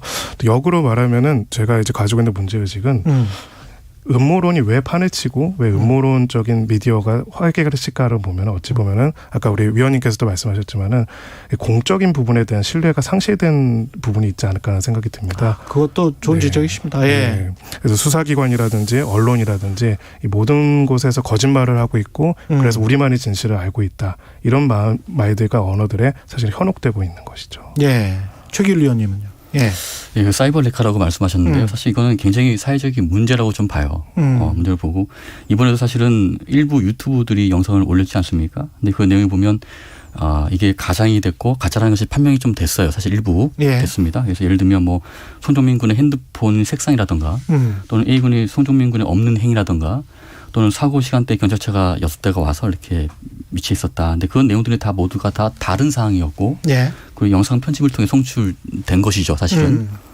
그래서 이런 문제는 사실 아까도 말씀드렸지만 이 영상이 사건의 본질을 흐리게 하는 정말 원인이 되고 있고요. 예. 그리고 경찰력의 그 조사에 집중에 있어서 저해하는 요인으로 굉장히 크게 작용하고 있다고 좀 봐요. 그래서 좀 정말 이렇게 좀 그리고 사실은 경찰 입장에서도 이 사건 하나만 있는 게 아니잖아요.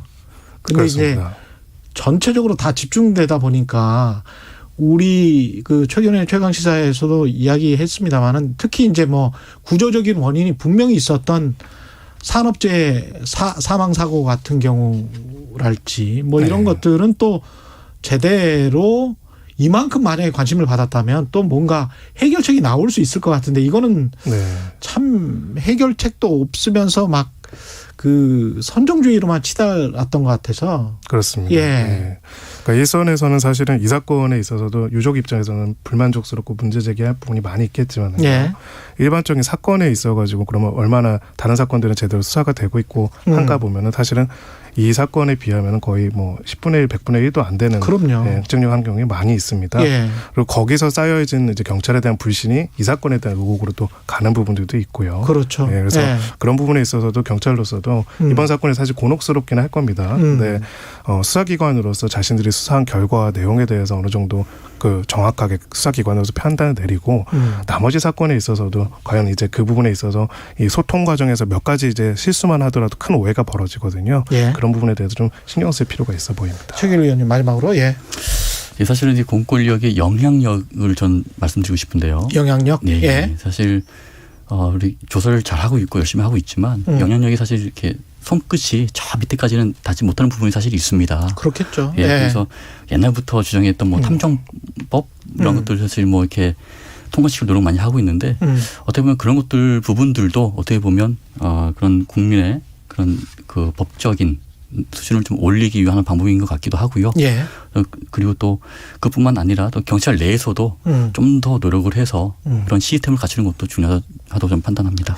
이것도 뉴스를 보는 미디어 리터러시 영역에 들어가서 예, 좋은 것 같습니다. 청취자 9287님 이번 사건에 편승해서 일부 유튜버들 조회수로 엄청난 돈 벌었다는 게 참 개탄스럽고요. 청취자 점점님은 전문적이고 공정하신 두 분 패널 말씀 전적으로 공감합니다. 이런 말씀 해 주셨습니다.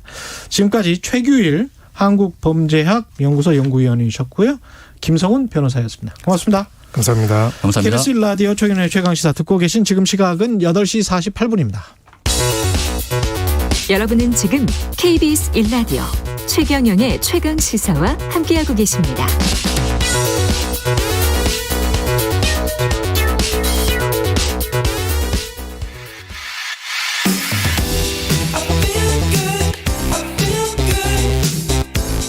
세상에 이익이 되는 방송 최경영의 최강 시사.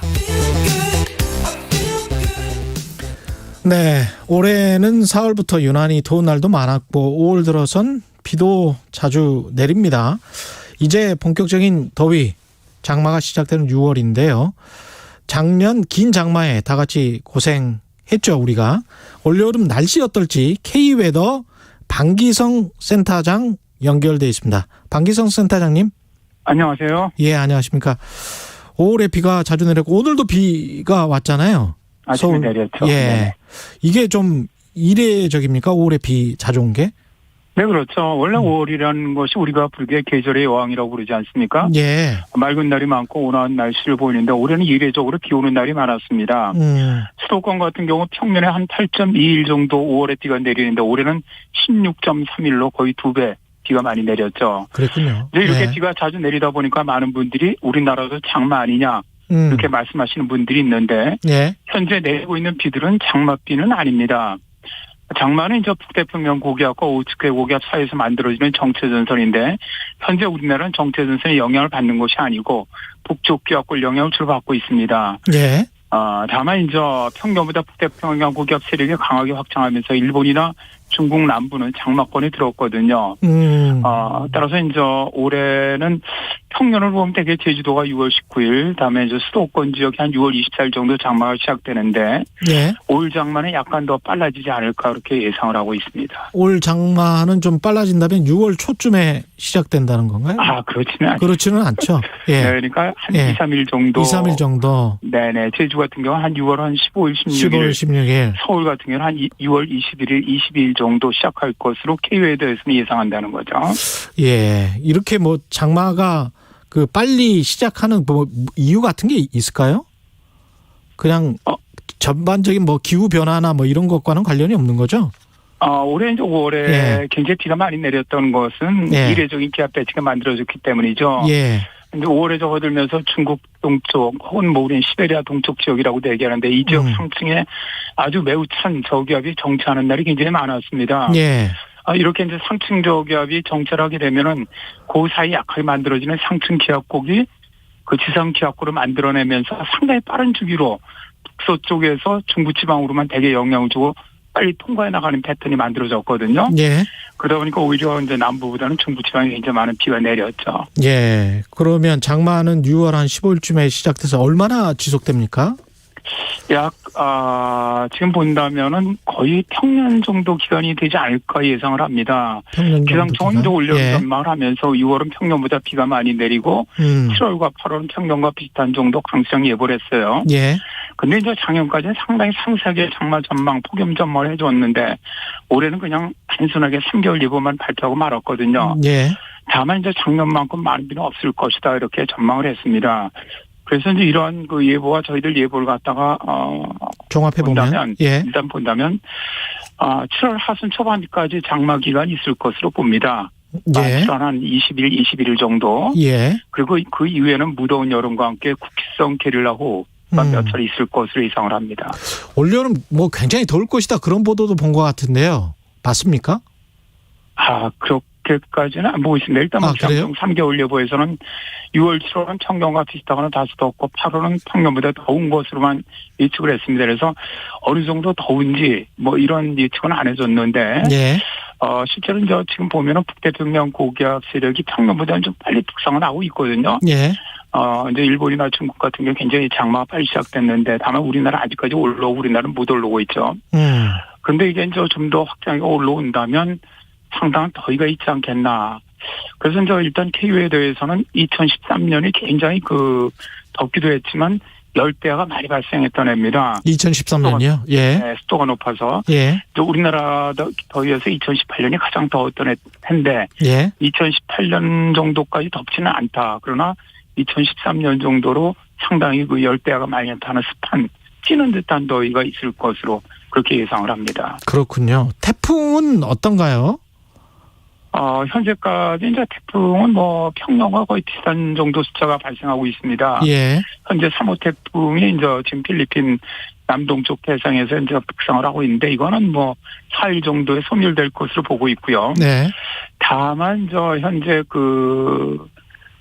태풍이 이제 우리나라에 영향을 주는 시기가 점점 길어지고 있습니다. 네. 그러니까 이제 최근에 들어서 거의 10월까지 영향을 주고 있는데 또 작년과 달리 라니냐가 올해는 이제 중립 상태로 접어들었고요. 예. 또 서태평양 지역 태풍이 발생하는 지역의 해수 온도가 굉장히 높습니다. 예. 따라서 일단 기상청은 올해 8월 예보에서는 태풍이 하나에서 3개 정도 영향을 줄 걸로 봤는데 하나에서 3개? 예. 네네. 이제 KU에 대해서는 올해 4개 이상 우리나라에 10월까지 영향을 주지 않겠나. 10월까지요? 예. 네네. 그렇게 예상을 하고 있습니다. 이게 우리가 코로나19 위기 이전에도 호주에서 산불도 그렇고 뭐 굉장히 좀 이상한 날씨들이 많았었잖아요. 우리 2018년에 아까 말씀하셨지만 굉장히 더웠고, 예. 지난해는 또 폭우 폭설도 많았었고, 이게 어떤 기후변화나 기후위기 때문에 그런 거라고 보이십니까? 아니면 어떻게 보세요? 지금 전 세계적으로 나타나고 있는 이런 어떤 기후 재난들을 보면은 이거는 지구 온난화, 그러니까 저희들이 기후 변화 혹은 기후 위기라고 말씀하셨는데, 예. 그거 외에는 다르게 설명할 방법이 없습니다. 아, 그래요? 일단 예. 가장 기본적으로 기온이 상승하다 보니까 대기 중에 당연히 포함할 수 있는 수증 기온이 늘어나고 그러다 보니까 폭우가 자주 내리게 되는 것이고요. 예. 다음에 어떤 이런 변 정도가 심해지다 보니까 예를 들어 상당히 강력한 이런 뇌우라든가 우박이라든가 토네이도 같은 것이 발생하게 되는 것이고요. 다음에 이제 가무는 지역은 더 가물다 보니까 대형 산불이 많이 발생하는 것이고. 예. 이런 것들이 사실은 하나의 현상들이 하나의 현상으로 나타나는 것이 아니고 전부 다 연관이 돼 있거든요. 예. 그러니까 작년 같은 경우는 예를 들어 북극권에 상당한 고온 현상이 발생한 것이 예. 결국 북극권 대형 산불과 우리나라 동아시아 쪽의 홍수, 다음에 이상 장마 이런 것들을 불러온 것들이거든요. 예. 그래서 이런 모든 이런 지금 자연재난들이 보면 전부 전 세계가 다 연관성을 가지고 있고요. 이런 것들이 이제 결국은 오실가스가 많이 배출되면서 만들어지는 그러한 현상으로 보고 있습니다. 그러니까 현상 자체가 아주 극단적으로 아주 덥거나 아주 춥거나 비가 내리는데 폭우가 아주 오랫동안 내리거나 이런 게 이제 기후 변화로 관측이 되는 거죠. 그렇습니다. 예. 이런 기후변화의 특징이라는 거는 이런 기상현상의 진폭이 점점 커진다는 겁니다. 말씀하신 진폭이 것처럼 커진다. 예. 엄청난 폭염이 오거나 엄청난 한파가 들이닥치거나 예를 들어서 올해 1월 같은 경우 미국이라든가 유럽은 엄청난 한파가 들어왔거든요. 그랬죠. 예. 가장 남쪽인 텍사스까지도 영하권으로 거의 겨울에도 영상 15도밖에 안 되는데도 영하권으로 떨어지면서 다 얼어붙어 버렸거든요. 그래서 삼성전자도 그렇게 네, 됐지 않습니까? 공장도 예. 다 중단이 돼버리고 가동이. 이런 현상들은 사실상의 정상적인 날씨들이 아니죠. 근데 저희들은 정상성이 종말됐다 이런 얘기를 하는데 예. 결국 이러한 기후변화들이 지금까지 우리가 보지 못했던 현상들을 불러온다는 거예요. 우리가 이전에 보지 못했던 폭염, 우리가 이전에 보지 못했던 홍수, 예. 또 우리가 만나지 않았던 어떤 가뭄 이런 것들이 앞으로는 더 빈도가 잦아지면서 예. 강도는 더 강해진다는 것이죠. 지금까지 K웨더 방기성 센터장이었습니다. 고맙습니다. 네, 감사합니다. 오늘은 여기까지입니다. 감사합니다. 코로나19를 멈추기 위해 백신 접종이 중요한 시기입니다. 현재 일반 국민을 대상으로 한 코로나19 백신 무료 접종이 진행되고 있습니다. 예방접종과 관련된 문의는 질병관리청 콜센터 13